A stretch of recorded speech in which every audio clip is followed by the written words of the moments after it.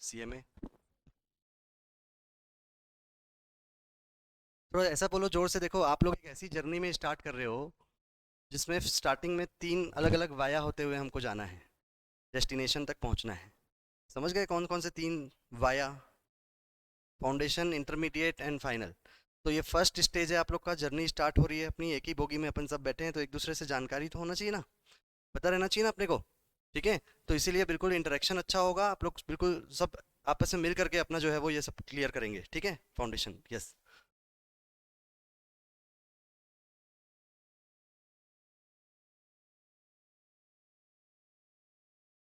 Yes. Nikita Jain सेमरा, शिमगा, okay.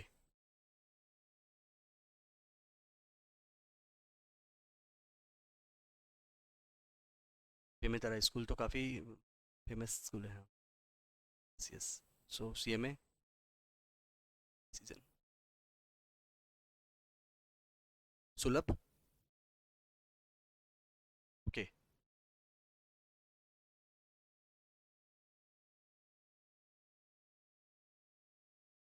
आप सब लोग का स्ट्रीम कॉमर्स मैथ्स ही रहा है, कोई दूसरे स्ट्रीम वाले तो नहीं है, है ना? Yes.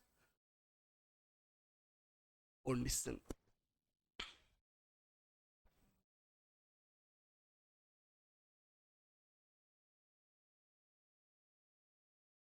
Okay. CMA your sister, own decision, okay. आप लोग सबने खुद से डिसीजन लिया, तो पहले मैं फिर ये भी, चलो मेरा इंट्रोडक्शन तो आप सबको मालूम है। Ashish Jain from CMA and CA qualified person and practicing in CA chartered accountants and Excel में यहाँ पे 12-15 साल से अपन पढ़ा रहे हैं कम से कम। CMA ओन, पूरा पूरा CMA सेगमेंट जो है वो हम लोग देखते हैं, है ना? तो आप लोग सबसे पहले तो कुछ लोगों ने बोला ओन डिसीजन, तो ये बहुत अच्छी बात है, सबसे पहले तो है ना, अप्रिसिएट करूंगा। और डेटा क्या है अपने पास में, अपन CMA चूज क्यों किए, पहले तो अपन एक बेसिक ओवरऑल जान लें अपने डेस्टिनेशन को, फिर अपन उसके स्टार्ट करेंगे जर्नी, है ना? तो अपन ने CMA क्यों चूज किया, चलिए बताइए। और देखो, टू वे कम्युनिकेशन करेंगे अपन, है ना, सिर्फ मैं आकर के लेक्चर दे करके जाना नहीं चाहता हूँ। आप लोग टू वे कम्युनिकेशन में हमेशा पार्टिसिपेट करेंगे, रेगुलर रहेंगे, फिर मेरी जिम्मेदारी है आप लोगों को क्लियर कराने की। ठीक है ना? क्लास में, पूरे चारों क्लास में बिल्कुल रेगुलर रहेंगे, जो भी होम असाइनमेंट रहेगा उसको पूरा कंप्लीट करेंगे। क्लियर है? और जनरल इंटेलिजेंसी इतनी तो अपनी रहती है कि एग्जाम में जाके आप लोग अच्छा परफॉर्म कर लोगे, इतना श्योर मालूम है। ठीक है? तो इसलिए आप लोग टू वे कम्युनिकेशन पे हमेशा बिलीव करें। ठीक है? तो बताओ कि सबसे पहले CMA जो है उसमें होता क्या है, क्यों हम ऑप्ट कर लिए CMA, हमारे को इसके बारे में कुछ मेरिट्स डीमेरिट्स पता तो होंगी, उसकी जर्नी उसके बाद अपनाएंगे कि कैसे अपन उसको अचीव करें डिग्री, है ना? बताइए, कौन बता रहा है?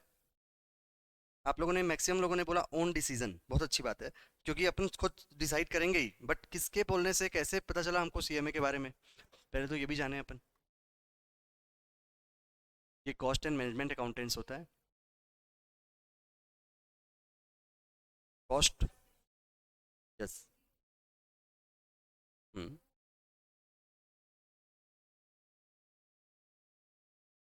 ओके। प्रोडक्ट के मैन्युफैक्चरिंग की कॉस्ट डिसाइड करना CMA का परव्यू रहता है। यस, उसमें कमांड रहती है उनकी। ओके। और,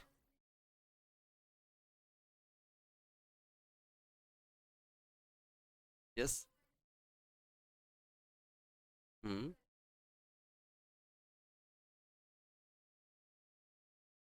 स्कोप है।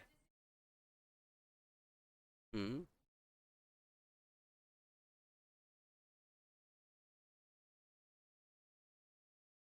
चांसेस हैं, ओके।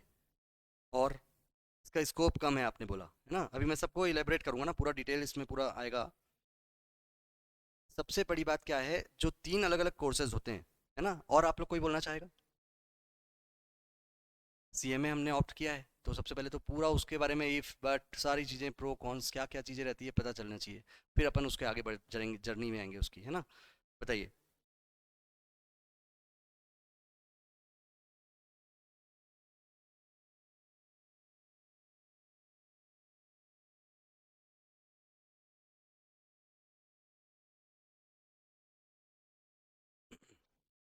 CA और CMA, CS जो होता है वो कंपनी सेक्रेटरीट, थोड़ा थ्योरेटिकल होता है, और इसलिए CA चार्टर्ड अकाउंटेंसी और CMA का 70 से 80% कोर्स जो है वो सेम होता है, पहली बात। दूसरी बात, सीएमए जो है वो पब्लिकली बहुत ज़्यादा नोन नहीं है। उसका रीज़न ये होता है कि सीए और सीएमए में डिफरेंस जो होता है वो किस चीज़ का होता है मालूम है क्या आपको? टैक्स ऑडिट करता है चार्टर्ड अकाउंटेंट्स। पेश, ये पेन नहीं चल रही है, थोड़ा सा एक बार देखना। कॉस्ट अकाउंटेंट जो है वो कॉस्ट ऑडिट करता है। जैसे आपने बोला कि प्रोडक्ट की कॉस्टिंग, सपोज ये प्रोडक्ट है, फर्स्ट ऑफ ऑल इसकी कॉस्टिंग जानना क्यों जरूरी है? अपन रूट से जाते हैं, है ना।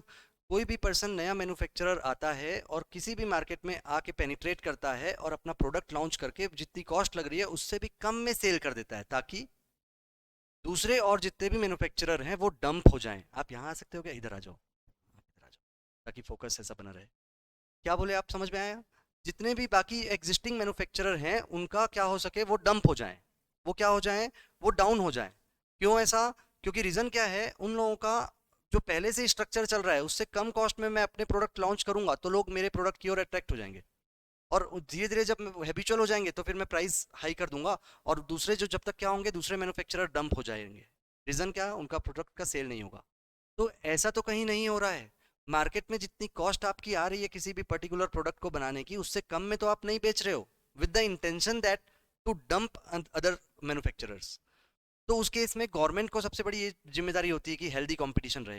यदि कोई भी पर्सन, जैसे चाइना मार्केट है, चीन है, या कोई भी और दूसरे पर्सन मैन्युफैक्चरर जिनके पास खूब सारा पैसा है और दूसरे मैन्युफैक्चरर को डंप करना चाहते हैं, तो वो आकर के अपने प्रोडक्ट को अपनी कॉस्ट से कम में तो कहीं नहीं उतार रहे हैं।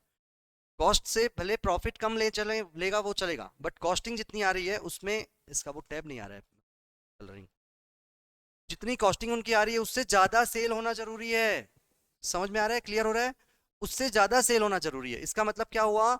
जितने रुपए की उनकी कॉस्टिंग आ रही है, मान लो इस पेन की कॉस्टिंग 3000 है, तो वो 3000 10 रुपीज में बेच दे, बट 2900 में नहीं बेच सकता। क्लियर हुआ? तो इसी चीज को जानने के लिए क्या करते हैं, कॉस्ट ऑडिट करवाते हैं। कॉस्ट ऑडिट क्या होती है? कंप्लीट चेकिंग होती है, कॉस्ट रिकॉर्ड्स की चेकिंग होती है। कॉस्ट रिकॉर्ड क्या होता है? जो सब बनाते हैं हम लोग। तो कॉस्ट अकाउंटेंट कॉस्ट रिकॉर्ड बनाता भी है, और वही कोई दूसरा कॉस्ट अकाउंटेंट, मतलब प्रोफेशनल पर्सन जो इंडिपेंडेंट हो, जो उस कंपनी का एम्प्लॉय ना हो, वो कॉस्ट रिकॉर्ड की चेकिंग करता है, जिसको बोलते हैं कॉस्ट ऑडिट, जो सिर्फ और सिर्फ सीएमएज कर सकते हैं, चार्टर्ड अकाउंटेंट्स नहीं। क्लियर हुआ? ये पूरा डिफरेंट सेगमेंट हुआ। तो कॉस्ट ऑडिट की रेंज क्या है? क्या हर एक पर्सन मैन्युफैक्चरर को अपन कॉस्ट ऑडिट कराना जरूरी है क्या? नो। जिनका टर्नओवर 40 करोड़ से ऊपर है और वो जो स्पेसिफाइड प्रोडक्ट में आता हो, जो स्पेसिफाइड प्रोडक्ट को क्या करता हो, मैन्युफैक्चरिंग करके सेल करता हो, उनको कॉस्ट ऑडिट कराना कंपलसरी होता है। तो अब 40 करोड़, अब चलो बात करते हैं अपन टैक्स ऑडिट की। टैक्स ऑडिट में क्या होता है, 2 करोड़ से ऊपर के बिजनेस का टर्नओवर वालों का क्या हो जाता है, टैक्स ऑडिट कंपलसरी हो जाता है। अब कहाँ 2 करोड़ और कहाँ 40 करोड़? क्लियर हो रहा है? अब समझो बात को, इसका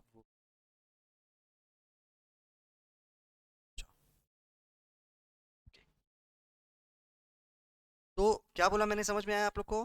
कि टैक्स ऑडिट में 2 करोड़ की रेंज में, अब यहां से उठ करके आप लोग क्या करो, एक पचपेड़ी नाका चौक तक भी यहाँ से चले जाएंगे ना, कम से कम 25 लोग मिल जाएंगे जिनका टर्नओवर 2 करोड़ से ऊपर है।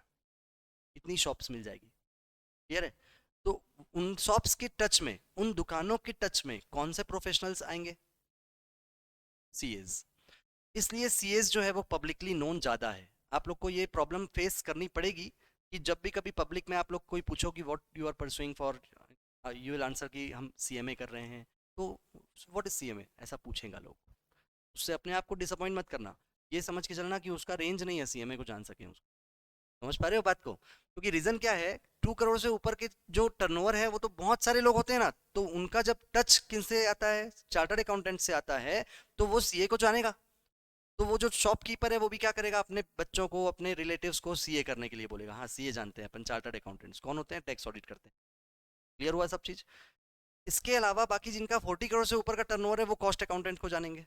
जो बड़ी बड़ी मैन्युफैक्चरिंग कंपनी होती है, जो बड़े शॉपकीपर्स होते हैं, जो जैसे इलेक्ट्रिसिटी बोर्ड है ना, सीमेंट इंडस्ट्री है, आयरन और टीएमटी सरिया मैन्युफैक्चरर है, इन लोग सबको कॉस्ट ऑडिट कराना पड़ता है, कॉस्ट रिकॉर्ड बनाना पड़ता है। तो ये लोग कॉस्ट अकाउंटेंट को जानते हैं। क्लियर है? उनको टैक्स ऑडिट भी कराना पड़ता है, क्योंकि 2 करोड़ से ऊपर तो है ही, तभी तो 40 से ऊपर हुआ। तो टैक्स ऑडिट तो वो कराते हैं, कॉस्ट ऑडिट भी कराते हैं। तो इसलिए वो सीएमएस को जानते हैं। तो इसलिए इस पूरे सोसाइटी में जो एक क्रीमी लेयर के ऊपर के लोग हैं और जो एजुकेशनल क्वालिफिकेशन से जुड़े हुए हैं, उन लोगों को सीएमएस के बारे में मालूम है। तो इसीलिए अपने को ये डिसअपॉइंट होने की बात नहीं है। मैक्सिमम लोग तो डिसअपॉइंट हो जाते हैं ये सोच करके कि अरे मैं हम ऐसी डिग्री कर रहे हैं जिसको तो कोई जानता भी नहीं है। समझ पा रहे हो? ये मैं एकदम प्रैक्टिकल चीज बोल रहा हूँ। आप लोग कुछ लोग फेस कर चुके हो और कुछ लोग हो सकता है करने वाले हो। तो इसलिए अपने आप को डिसअपॉइंट करने की नीड नहीं है। क्योंकि रीजन क्या है, और ये भी मानता हूं मैं कि स्कोप जो है वो नंबर ऑफ क्लाइंट्स के हिसाब से डेफिनेटली कम हो जाएगा। क्योंकि जो चार्टर्ड अकाउंटेंट्स हैं वो लोग 2 करोड़ से ऊपर की प्रैक्टिस करेंगे तो उन लोग 10 ऑडिट करेंगे, और कॉस्ट अकाउंटेंट 40 करोड़ से ऊपर वाला है उनको 1 ऑडिट मिलेगा। तो डेफिनेटली स्कोप वाइज जो है वो नंबर ऑफ क्लाइंट वाइज कम है, बट अमाउंट वाइज नहीं। बहुत इंपॉर्टेंट नॉलेज शेयर कर रहा हूँ। एक चार्टर्ड अकाउंटेंट टैक्स ऑडिट की फीस 10,000 रुपये लेता है एवरेज, तो एक कॉस्ट अकाउंटेंट एक कॉस्ट ऑडिट की फीस 6 लाख रुपए लेता है। तो अब बताओ स्कोप कम हुआ क्या? स्कोप कम नहीं। क्लियर हुआ सबको? ये चीज़ अच्छे से समझ में आया? साल में एक ऑडिट भी करेंगे तो 50,000 पर मंथ अर्निंग हो जाती है। क्लियर हुआ आप सबको? ये हुआ एक एवेन्यू जो मैंने डिफरेंस का क्रिएट आपको कवर किया, चार्टर्ड अकाउंटेंट्स और कॉस्ट अकाउंटेंट के बीच में डिफरेंस। क्लियर हुआ? अब सबसे इंपॉर्टेंट पार्ट आप लोग को मैं ये बता दूं कि और बाकी के काम का क्या होता है। क्या चार्टर्ड अकाउंटेंट सिर्फ ऑडिट करते हैं? Yes, yes. कॉस्ट रिकॉर्ड्स का ऑडिट कर,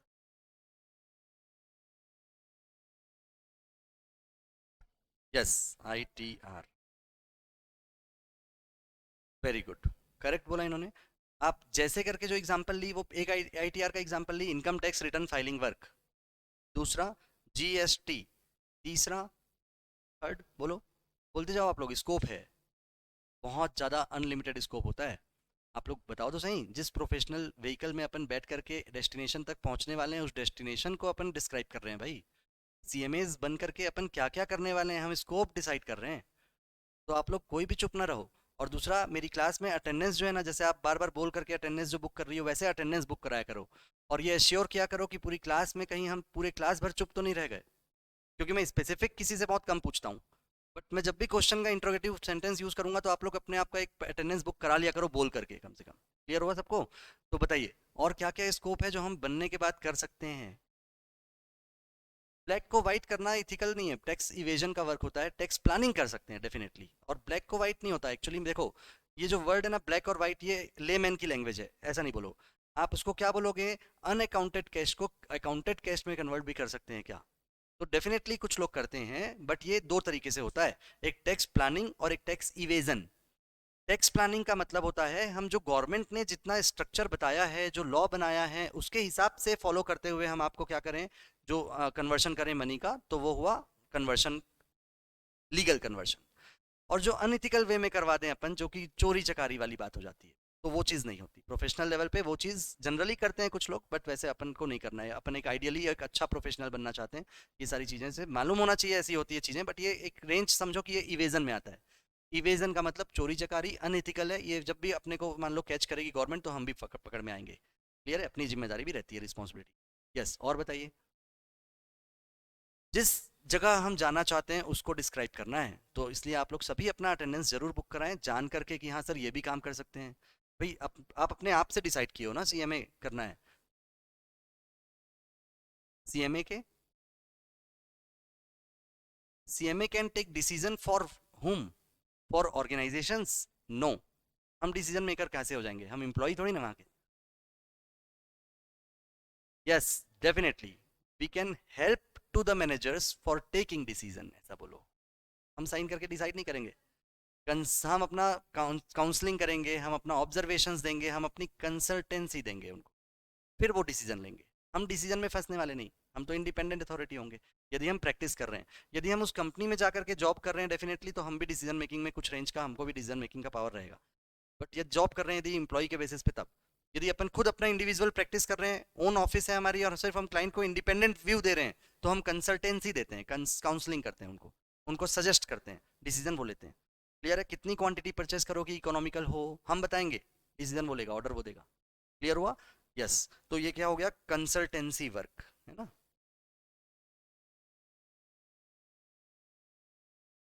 काउंसलिंग बोलते हैं इसको। ठीक है, और बताइए। बहुत सारे हैं, थोड़ा सा माइंड अपना स्टार्ट करो चलाना। करो, मैं बताते जाऊं कि आप लोग बताओगे जल्दी? बिल्कुल ओपन माइंड रखो अपने, कोई प्रॉब्लम नहीं होती है। मैं पनिशमेंट नहीं देता कभी किसी को गलत आंसर देने पे, ये भी समझो, इसलिए बोलो सब लोग।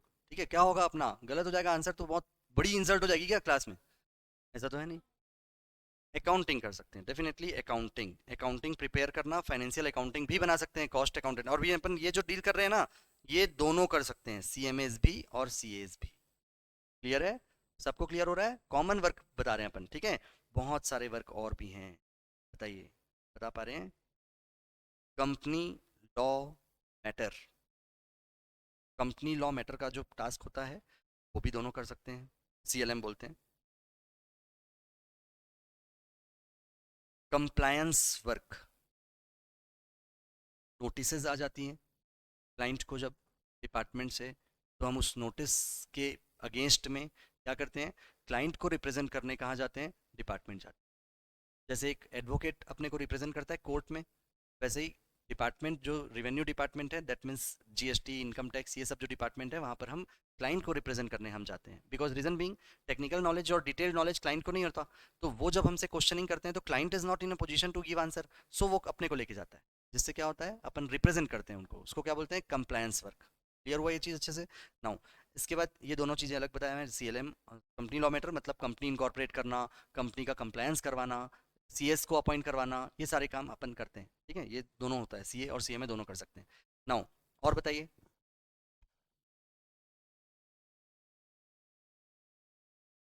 प्रोजेक्ट फाइनेंस, आप लोग सोच क्यों नहीं पाते हो, बताओ?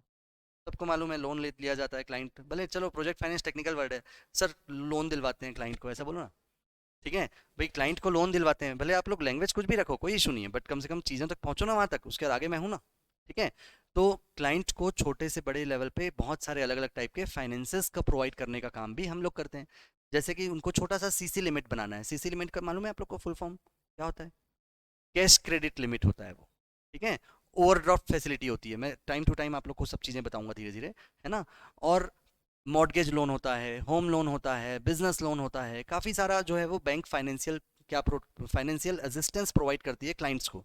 तो क्लाइंट्स को ऐसे ही दे देती है क्या ले जा करके पैसे, ले ले जा तू अच्छा दिख रहा है, अच्छा क्लाइंट काम कर रहा है, तेरा बैलेंस शीट अच्छा है, ले ले। नो, सारी चीजें उनको बना के देनी पड़ती है अपने को। Project finance, CMA report, CMA data जिसको बोलते हैं, तो उससे क्या होता है, प्रोजेक्ट रिपोर्ट बना के देना पड़ता है, जिससे अपन ये बताते हैं कि बैंक वाले जब पैसे अपने क्लाइंट को देंगे तो उस क्लाइंट, वो क्लाइंट के द्वारा उस पैसे को कहाँ कहाँ लगाया जाएगा, और वो पैसे जो है वो लगा करके कैसे कैसे प्रॉफिट जनरेट करेगा, फिर प्रॉफिट जनरेट करके उस बैंक को वापस रिटर्न बैक भी कैसे कैसे करेगा, साथ में उसका इंटरेस्ट भी दे पाएगा कि नहीं। ये पूरे आगे के 5-6 सालों की प्रोजेक्शंस जाती हैं। प्रोजेक्शन मतलब समझ पाते हो आप लोग?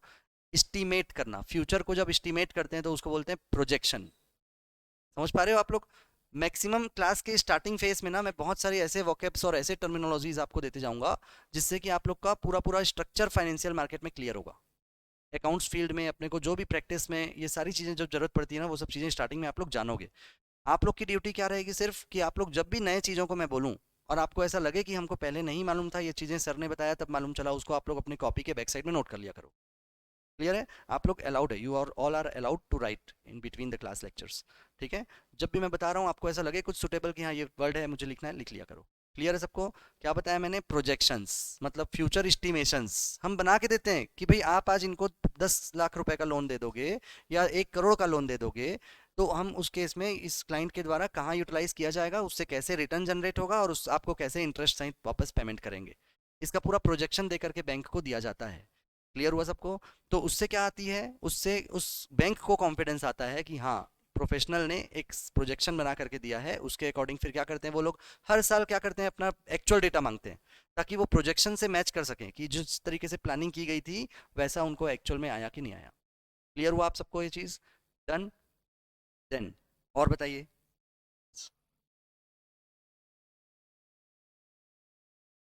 बिल्कुल भाई, ये तो जॉब वाली बात हो गई, अभी तो मैं आपको स्कोप बता रहा हूँ, है ना। जैसे उन्होंने भी बोला, तो क्या बोला, डिसीजन मेकिंग का काम एक सीएमए करेगा तब जब वो उस कंपनी का एम्प्लॉई होगा। दोनों ऑप्शन अपने पास अवेलेबल होता है। क्वालिफाई बनने के बाद आप लोग मल्टीनेशनल कंपनीज में, दूसरी कंट्रीज में जा करके भी जॉब ले सकते हो, क्योंकि अभी जो जो अपन पढ़ने वाले हैं ना आगे, वो सिर्फ इंडिया में नहीं होता, वो बाकी दूसरी कंट्रीज में भी होती है, इंटरनेशनली भी एप्लीकेबल है। तो आप जो भी पढ़ करके क्वालिफाइड होगे उसका यूटिलाइजेशन आप बाहर जाके इंग्लैंड में भी कर सकते हो। बात समझ में आ रही है? तो जॉब की अपॉर्चुनिटी हमेशा ओपन है। Not only in India domestic market, आप लोग दूसरे कंट्रीज में भी जॉब के लिए एलिजिबल हो जाते हो। ये हुआ एक बात। दूसरा, अपन अभी जो बात कर रहे हैं वो बात कर रहे हैं प्रैक्टिस की, कि अपन क्या क्या काम करने में सक्षम है। डेफिनेटली अपनी सर्विसेज को जब कंपनी लेना चाहती है तो बहुत बड़ी बड़ी कंपनीज जो है वो क्या करती हैं, आपको उठा लेती है। जब जैसे ही आप सीएमए क्वालिफाइड हो गए, आपको वो क्या करेगी, एक इंटरव्यू वगैरह कॉल करती है। यस, प्लेसमेंट में वो आराम से कॉल करके आपको पैकेज ऑफर कर देती है, आप लोग जाना चाहो तो जॉब में जा सकते हो। ये एक स्कोप हुआ कि हम जॉब में जा करके उस कंपनी के लिए वर्क करें। अभी अब मैं जो स्कोप बोल रहा हूँ वो पूरी प्रैक्टिस का स्कोप बोल रहा हूँ। अपनी खुद खुद की ऑफिस खोल करके, जैसे एक चार्टर्ड अकाउंटेंट्स प्रैक्टिस करते हैं, उसको बोलते हैं इन प्रैक्टिस। तो हम जब प्रैक्टिस करते हैं तो क्या करते हैं, हमारे एक क्लाइंट नहीं होते, हम सभी क्लाइंट के लिए इंडिपेंडेंट होते हैं। हो सकता है कि हम 100 लोगों को संभालें, 50 लोग को संभालें। तो वो 50 लोग जो है ना, वो लोग एम्प्लॉयर एम्प्लॉय रिलेशनशिप नहीं होता। वो लोग क्या करेंगे, हमको फीस पे करेंगे और हम उनके लिए उनको काउंसलिंग करेंगे, कंसल्टेंसी देंगे। डॉक्टर्स, आप सोच सकते हो, डॉक्टर्स भी कई बार गवर्नमेंट जॉब में रहते हैं, कई बार खुद की क्लिनिक रहती है। तो आप लोग, जैसे डॉक्टर्स की खुद की क्लिनिक रहती है ना, वैसे ही हम अपनी खुद की ऑफिस खोलते हैं, तो उसको बोलते हैं प्रैक्टिस करना। क्लियर हुआ सबको? और कोई डाउट आप लोग के मन में आ रहा हो तो बताइए।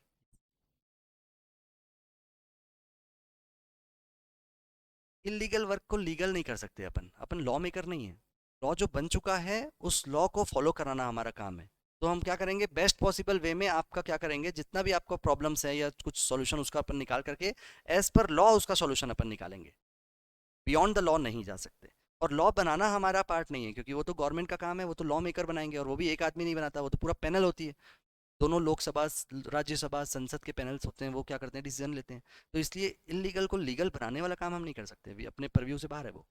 क्लियर हुआ सबको? जो लॉ बन चुका है, जैसे इनकम टैक्स एक्ट पढ़ोगे आप लोग, कंपनी लॉ पढ़ोगे, कंपनीज एक्ट बोलते हैं उसको, अभी मैं बहुत सारे लॉ पढ़ाने वाला हूँ, कॉन्ट्रैक्ट एक्ट है, सेल्स ऑफ गुड्स एक्ट है। उस लॉ में दिए हुए सारे लॉ रेगुलेशंस को हमको फॉलो करना होगा। लॉ बनाने का काम हमारा नहीं। क्लियर हुआ? और कोई डाउट्स आप लोग को तो बताइए। सीएमए की साइन कॉस्ट ऑडिट में यूज होती है। हाँ, बाकी सब जगह क्लाइंट को साइन करवाते हैं अपन। कंसल्टेंसी हमारी रहती है, सर्टिफिकेशन अपन दे सकते हैं, उसमें साइन यूज होगा, बट सामने वाला का साइन होकर के जाएगा वो। जैसे अपन रिप्रेजेंट करेंगे तो हम साइन नहीं करते, उनसे साइन करा के भेजेंगे। क्लियर है? तो इसलिए अपने को साइनिंग पावर कब मिलेगा, जब अपन प्रैक्टिस में जाएंगे। प्रैक्टिस में कब जाएंगे, जब अपन क्वालिफाइड होंगे। क्वालिफाइड कब होंगे, जब ये 3 एग्जाम निकालोगे। मतलब आपका रोड मैप क्या होने वाला है अभी, जैसे आप फाउंडेशन क्लियर करोगे, इंटरमीडिएट में जाओगे, इंटरमीडिएट क्लियर करोगे, आर्टिकलशिप होगी, आर्टिकलशिप क्लियर करोगे, फिर फाइनल का एग्जाम एलिजिबल होगे। फाइनल का एग्जाम कंप्लीट होने के बाद आपको मेंबरशिप मिल जाएगी, means you can use CMA as a prefix on your name. Clear हुआ? मेंबरशिप मिल जाएगी, साइनिंग पावर अभी भी नहीं मिला है। समझ में आ रहा है? मेंबरशिप मिलने के बाद आप लोग अप्लाई करोगे तो वहां से एक अलग से डिग्री आएगी, तब उसको बोलेंगे प्रैक्टिस, सर्टिफिकेट ऑफ प्रैक्टिस। क्या बोलेंगे, बोलो एक बार सब लोग जोर से। Certificate of practice. और तब साइनिंग पावर मिलेगा, तब हम ऑडिट कर पाएंगे। सिर्फ एक मेंबर जो है वो अपने नाम के आगे सीएमए जोड़ सकता है, बट साइन नहीं कर सकता। साइन करने के लिए अपने को ऑफिस खोलने के लिए सर्टिफिकेट ऑफ प्रैक्टिस लेनी पड़ती है, और वो एक पर्सन एक ही ले सकता है। जैसे मैं क्वालिफाइड तो दोनों हो गया हूँ, बट मैं दोनों का सर्टिफिकेट ऑफ प्रैक्टिस नहीं ले सकता है एक एट अ टाइम।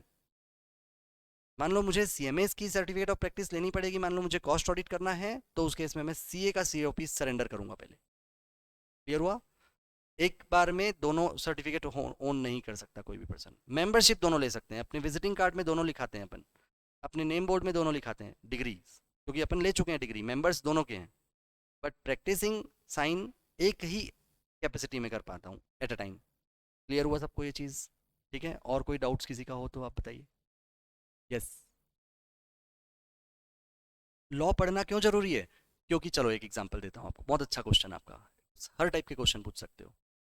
मान लो आप लोग यहाँ से आ रहे हो, कोई सिग्नल आया, आप लोग सब चीज़ प्रॉपर सही हो, सब पूरी व्हीकल में आपको पूरे अथॉरिटीज़ रिक्वायरमेंट पूरी कंप्लीट की गई है, उसके बाद भी आपको किसी पुलिस ने रोक दिया, ठीक है, और अनएथिकली बोलने लगा कि 2,000 रुपये दो तब जाने दूंगा। क्लियर है?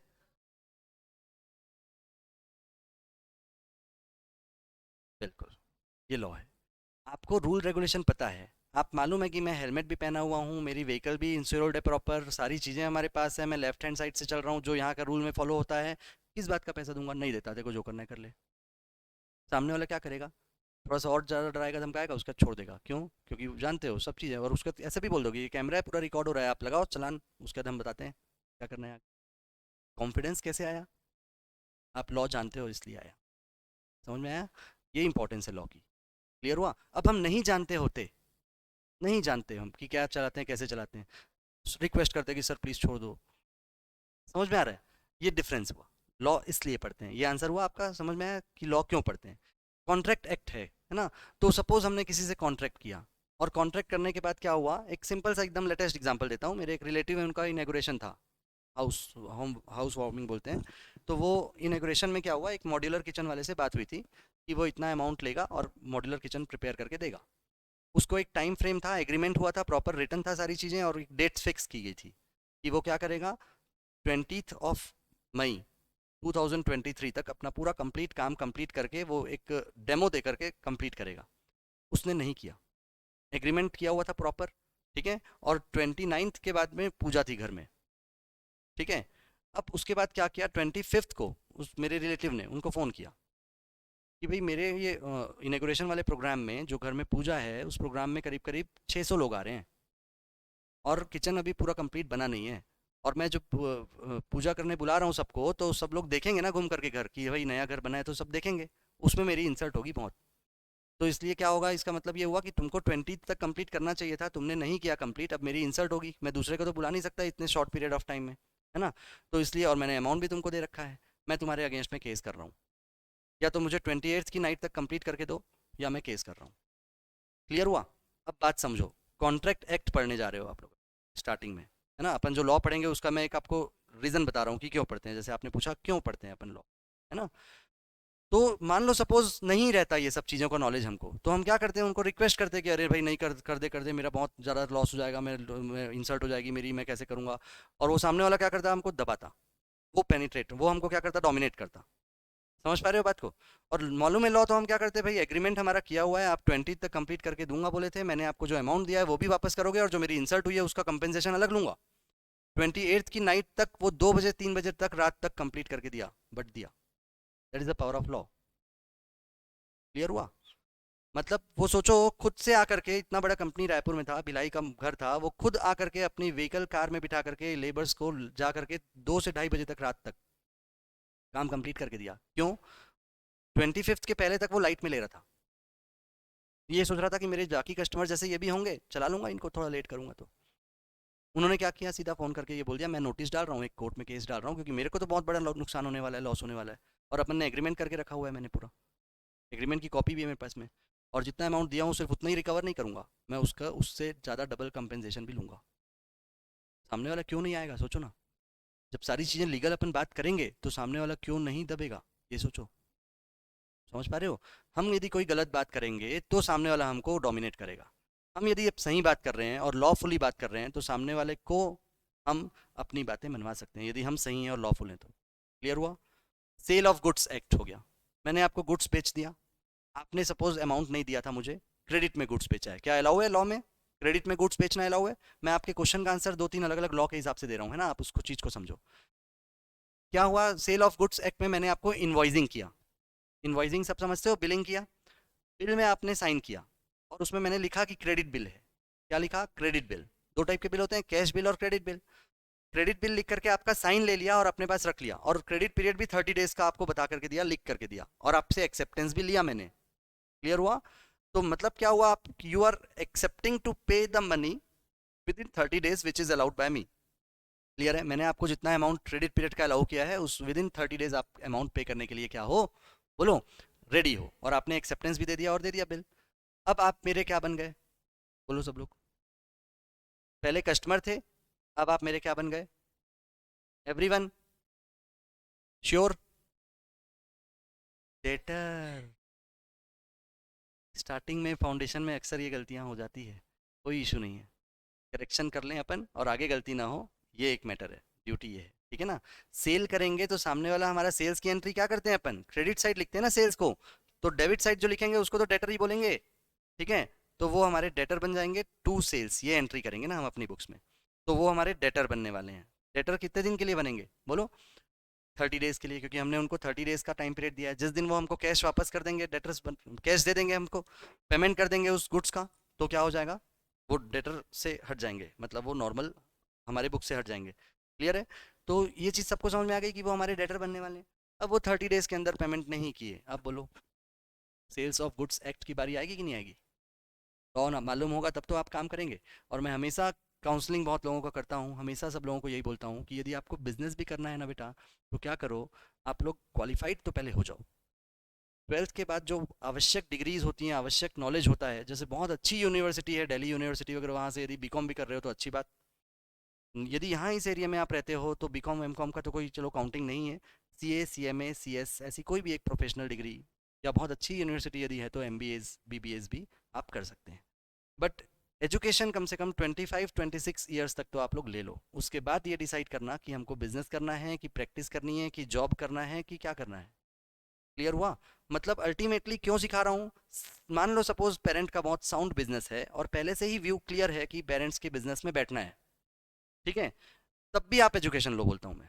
रीजन, ये सेल ऑफ गुड्स एक्ट पढ़ोगे तब तो जा करके वहां पे जब बेचोगे और कस्टमर आपके साथ में चीटिंग करेगा तो आपको मालूम रहेगा कि क्या करना है। समझ पा रहे हो? इसलिए एजुकेटेड वे में जब कोई पर्सन, एजुकेटेड पर्सन जब बिजनेस करता है तो वो अलग ढंग से बिजनेस करता है और बिजनेस को बहुत ऊंचाइयों तक ले जा पाता है, क्योंकि वो डिपेंड नहीं रहता हम जैसे प्रोफेशनल्स के ऊपर। क्यों? खुद को मालूम है क्या करना है। क्लियर हुआ सबको?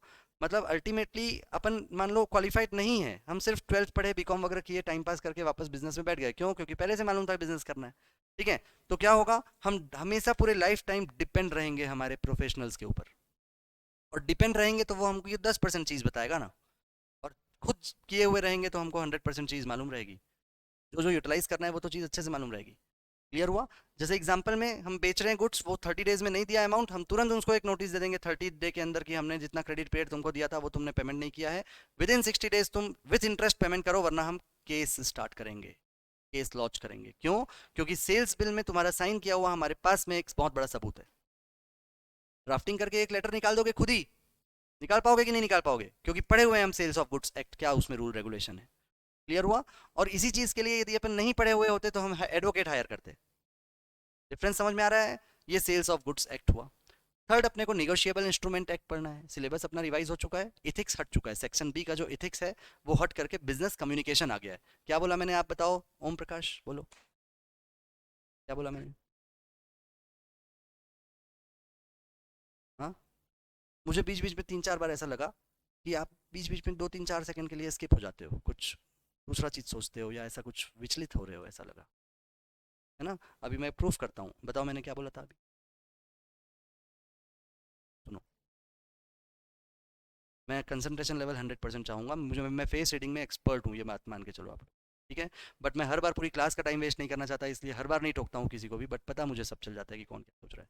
ठीक है, इसलिए be alert please in my class, in every class, क्योंकि आप लोग कुछ पढ़ने सीखने आए और हम लोग कुछ देने सिखाने आए हैं, तो टाइम दोनों का 100% यूटिलाइज होना चाहिए। एटलीस्ट कम से कम 90% से अबव आप लोग कुछ लेके जाओ क्लास में। 1-1.5 घंटे की तो क्लास होती है यार, ठीक है? मैंने बहुत इंपॉर्टेंट पार्ट कवर किया था। क्या बोला था कि इथिक्स वाला पोर्शन जो ओल्ड सिलेबस में रहा करता था वो सेक्शन बी था, वो चेंज होकर के बिजनेस कम्युनिकेशन हो गया है। बिजनेस कम्युनिकेशन में आप और बियॉन्ड चीज़ें पढ़ने वाले हो, इथिक्स से और बहुत बड़ी चीज़ है वो। क्लियर है? ये अभी आपका फर्स्ट लेवल पे 2022 सिलेबस चल रहा है, मालूम है सबको? रजिस्ट्रेशन सबका इंस्टीट्यूट में हो गया है। ICMAI में इंस्टीट्यूट में रजिस्ट्रेशन हो गया कि नहीं हुआ है? यहाँ की बात नहीं कर रहा हूँ, ICMAI इंस्टीट्यूट में ऑनलाइन रजिस्ट्रेशन जो होता है वो किसका किसका हो चुका है? 3 लोगों का, बाकी लोग वेटिंग पीरियड में हो। हाँ, स्टडी मेट सिस्टर की आ गई है तो एग्जाम भी उनके एडमिट कार्ड से नहीं दे सकते हैं। हाँ, ठीक है ना? रजिस्ट्रेशन कराने में क्या डिले है, क्यों देरी करा रहे हो? हाँ, एक्सेल की बात नहीं कर रहा हूँ, बार बार बोल दूँ, रजिस्ट्रेशन इंस्टीट्यूट में कराना जरूरी होता है, वहाँ से स्टडी मटेरियल पूरी आती है अपने को और वहाँ से अपना अटेम्प्ट फिक्स होता है। जैसे अभी आप लोग को कौन सा अटेम्प्ट मिलने वाला है? दिसंबर मिलने वाला है। क्लियर है? तो उससे अपन स्टूडेंट बन जाएंगे CMAs के। फाउंडेशन में रजिस्ट्रेशन चाहो तो अपने खुद से अपने सिस्टम लैपटॉप में कर लो, और चाहो तो यहाँ से हेल्प ले सकते हो, दोनों ऑप्शन है। क्लियर है? अपना पैन कार्ड, आधार कार्ड, 12th की मार्कशीट, ये सब लगता है बस, मालूम है सबको, ये सब चीज़ें बताने की जरूरत नहीं, नीड नहीं है। क्लियर है एवरीवन? यस। तो अपन का क्या है, सिलेबस 2022 है, जिसमें अपना अभी लॉ सब्जेक्ट में क्या चेंज हुआ है, टू सेक्शन बी में इथिक्स जो है वो बिजनेस कम्युनिकेशन हो गया है। और सेक्शन ए में क्या क्या चीज़ें हैं, बोलो एक बार फर्स्ट। ये हो गया। सेक्शन ए में क्या है सिलेबस, बोलो। पेपर नंबर कौन सा है ये अपना? Business law and business communication, है ना? बोलो। सेक्शन ए जिसमें आपको इंडियन कॉन्ट्रैक्ट एक्ट 1872 पढ़ना है, सेल्स ऑफ गुड्स एक्ट 1930 पढ़ना है ना, और निगोशिएबल इंस्ट्रूमेंट एक्ट पढ़ना है। अभी मैं इन दोनों का एग्जांपल आप लोग को दिया, वो क्लियर है सबको? रिपीट तो नहीं करना पड़ेगा, ठीक है? निगोशिएबल इंस्ट्रूमेंट एक्ट का मतलब इसमें अपने को चेक, बिल ऑफ एक्सचेंज और प्रॉमिसरी नोट ये पढ़ना है। मैंने अभी आपको एग्जांपल दिया था, वो बिल ऑफ एक्सचेंज का एग्जांपल दिया था, सेल्स बिल जिसको अपन बोलते हैं। बात समझ में आ रही है? क्लियर है? निगोशिएबल इंस्ट्रूमेंट बन जाता है वो, यदि आप कोई सेलर सेल्स बिल किसी कस्टमर को देता है तो वो कस्टमर अपना एक्सेप्टेंस साइन करके अपने वापस सेलर को दे देता है, तो वो सेलर के पास निगोशिएबल इंस्ट्रूमेंट के रूप में पड़ा रहता है। मतलब यदि वो सेलर बायर जो है वो अमाउंट का पेमेंट नहीं करता है, तो सेलर जो है वो इस निगोशिएबल इंस्ट्रूमेंट को, मतलब उस बिल को, जिसको अपन क्या बोलते हैं, बिल ऑफ एक्सचेंज, उस बिल को कोर्ट में फाइल करके क्या कर सकता है, उससे अमाउंट की रिकवरी कर सकता है। क्लियर हुआ सबको? अच्छे से समझ में आया? ये तीनों चीज़ का मैंने एग्जांपल दिया। सबसे पहले फर्स्ट इंडियन कॉन्ट्रैक्ट एक्ट, मैंने आपको बताया था, क्या बताया, क्या एग्जांपल देके बताया कि मैंने कॉन्ट्रैक्ट किया था, मैंने इंटीरियर डेकोरेटर का मॉड्यूलर किचन का एग्जांपल दिया था, मैंने कॉन्ट्रैक्ट किया ना। सर्विस के भी कॉन्ट्रैक्ट हो सकते हैं, गुड्स के भी सप्लाई के कॉन्ट्रैक्ट हो सकते हैं। कॉन्ट्रैक्ट का मतलब होता है अनुबंध। किसी कोई हिंदी वाला भी है क्या यहाँ पर, कि सब इंग्लिश वाले हो? सब लोग इंग्लिश वाले हो? यस। तो कॉन्ट्रैक्ट एक्ट में अपन क्या करते हैं, किसी भी सामने वाले पर्सन को ऑफर देते हैं कि मेरे घर पे इतने स्क्वायर फीट का मॉड्यूलर किचन है, आपको बनाना है। मैं एक एग्जांपल दे रहा हूँ सिर्फ, है ना, बहुत सारे और भी कॉन्ट्रैक्ट होते हैं। तो सामने वाला अपने क्या करेगा, अपना प्राइस वगैरह सेट करेगा, वो काउंटर ऑफर होगा उसकी तरफ से। मैं उसके सारे टर्म्स कंडीशन को देख करके यदि एक्सेप्ट कर लेता हूँ तो वो कॉन्ट्रैक्ट बन जाएगा। क्लियर हुआ? ऑफर और एक्सेप्टेंस क्या क्रिएट करता है, कॉन्ट्रैक्ट। और उस कॉन्ट्रैक्ट के हिसाब से यदि फुलफिल नहीं हो चीजें,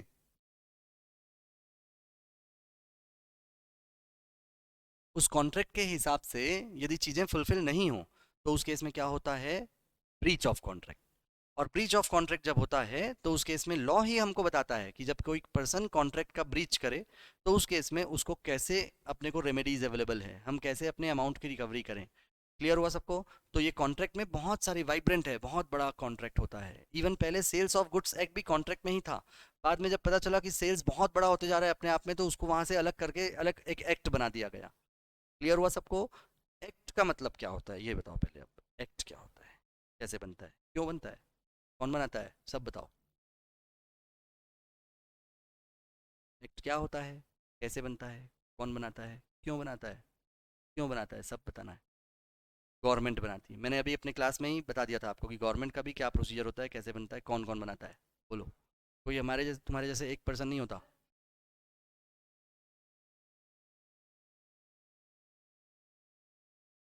किसी भी मैटर को, किसी भी ट्रांजैक्शंस को रेगुलराइज करने के लिए नियम और कानून और रेगुलेशंस बनाना, रूल्स रेगुलेशंस बनाना, ये होता है एक्ट। क्यों बनाते हैं, उस मैटर को रेगुलराइज करने के लिए। सेफ और की रेगुलराइज नहीं होता। टैक्स वसूलती है ना गवर्नमेंट, इनकम टैक्स भी वसूलती है, इनकम पे, और जीएसटी भी वसूलती है, गुड्स एंड सर्विस टैक्स, जो पहले वैट टैक्स और सर्विस टैक्स हुआ करता था, है ना, अलग अलग होता था, आप एक साथ करते हैं। तो वो अमाउंट वसूलने के लिए यदि एक्ट नहीं बनाएंगे तो वो तो हफ्ता वसूली जैसी हो जाएगी बातें। हफ्ता वसूली समझते हो ना आप लोग? आर्बिट्रेरी जो है वो क्या करते हैं, जो गुंडागर्दी करना चाहते हैं वो क्या करते हैं, जा करके किसी भी घर पे चले जाएंगे, पैसा दो। समझ पा रहे हो बात? मतलब वो हफ्ता वसूली जैसी हो जाएगी चीजें। आर्बिट्रेरी, मुझे जिससे जिसको ज्यादा पसंद है उसके पास चले जाऊंगा और अमाउंट दो, चलो नहीं दोगे तो तुम्हारा ये बिगाड़ दूंगा, लाइक धमकी, थ्रेट करके अपन लेना। तो रूल्स एंड रेगुलेशन नहीं बना रहेगा तो जो टैक्स वसूलती है गवर्नमेंट वो तो ऐसे ही हो जाएगा यार। समझ पा रहे हो? इसीलिए लॉ बनाया जाता है, नियम और कानून बनाया जाता है कि तुम यदि डील कर रहे हो, कोई ट्रांजैक्शन कर रहे हो, कोई इनकम जनरेट कर रहे हो, तो गवर्नमेंट का भी शेयर उसको दे दो। ताकि गवर्नमेंट बहुत सारी फैसिलिटीज और अमेनिटीज देती है, रोड बनाती है ना, उसी रोड से चल के तो तुम्हारे पास कस्टमर आए हैं। सोचो, उस रोड को कौन बनाया है, गवर्नमेंट बनाई है। तो गवर्नमेंट के पास पैसे कहाँ से आएंगे, आप ही से लेगी ना। क्योंकि आपके जो अर्निंग कैपेसिटी हो रही है, जो आप अर्निंग कर रहे हो, वो जिस मार्केट से अर्न कर रहे हो, वो मार्केट भी तो गवर्नमेंट ने बनाया है ना। क्लियर हुआ? बहुत सारे अलग अलग सिटी में, गांव में जो देखे होगे आप लोग, अलग से एक मार्केट एरिया रहता है, बहुत बड़ा मैदान रहता है, किसका रहता है, वो गवर्नमेंट का रहता है, किसी पर्सनल का तो नहीं रहता। क्लियर है? तो गवर्नमेंट के रिसोर्सेज को यूटिलाइज करके, गवर्नमेंट की रोड्स में चल करके, जब कोई कस्टमर हमारे पास आकर के हमको पैसे दे रहा है किसी गुड्स के लिए, और वो गुड्स हम प्रॉफिट लेकर के उसको बेच रहे हैं, तो उस प्रॉफिट में गवर्नमेंट का हिस्सा भी होना चाहिए। ये हुआ क्यों का रीजन, कि हम टैक्स कलेक्ट क्यों करते हैं। और ठीक है, तो गवर्नमेंट जो है वो क्या करती है, सबसे बिल्कुल रिजनेबल एक्यूरेसी के साथ, विदाउट एनी पार्शियलिटी, हमको कलेक्ट करना है, इसलिए क्या बनाते हैं, रूल्स एंड रेगुलेशन बनाते हैं। क्लियर हुआ? रूल्स एंड रेगुलेशन कैसे बनाए जाते हैं, तो आपको मैंने बता दिया था कि पार्लियामेंट में दोनों सदन होते हैं, लोकसभा राज्यसभा, दो साइड दो पार्ट होते हैं, दोनों में पूरी ब्रेन स्टॉर्मिंग प्रोसेस होती है। पहले एक विधेयक लाया जाता है, विधेयक का बोलते हैं बिल, समझ पाते हो? उस बिल में लिखा जाता है कि पर्टिकुलर ये मैटर चल रहा है, ये आवश्यकता आ रही है, इसके लिए हम ये लॉ बनाना चाहते हैं। उस विधेयक पे पूरी चर्चा की जाती है, ब्रेन स्टॉर्मिंग प्रोसेस चलता है, बहुत बार अल्टरेशन होता है, अमेंडमेंट होता है, करेक्शंस होती हैं, उसके बाद फिर से वापस उस सदन में पेश किया जाता है, फिर वापस से उसमें डिस्कशन होता है। बहुत सारा पूरा प्रोसीजर करने के बाद कई बार वो प्रोसीजर 2 साल 3 साल भी चल जाता है। Yes, definitely yes, correct, practical knowledge है आपको, बढ़िया।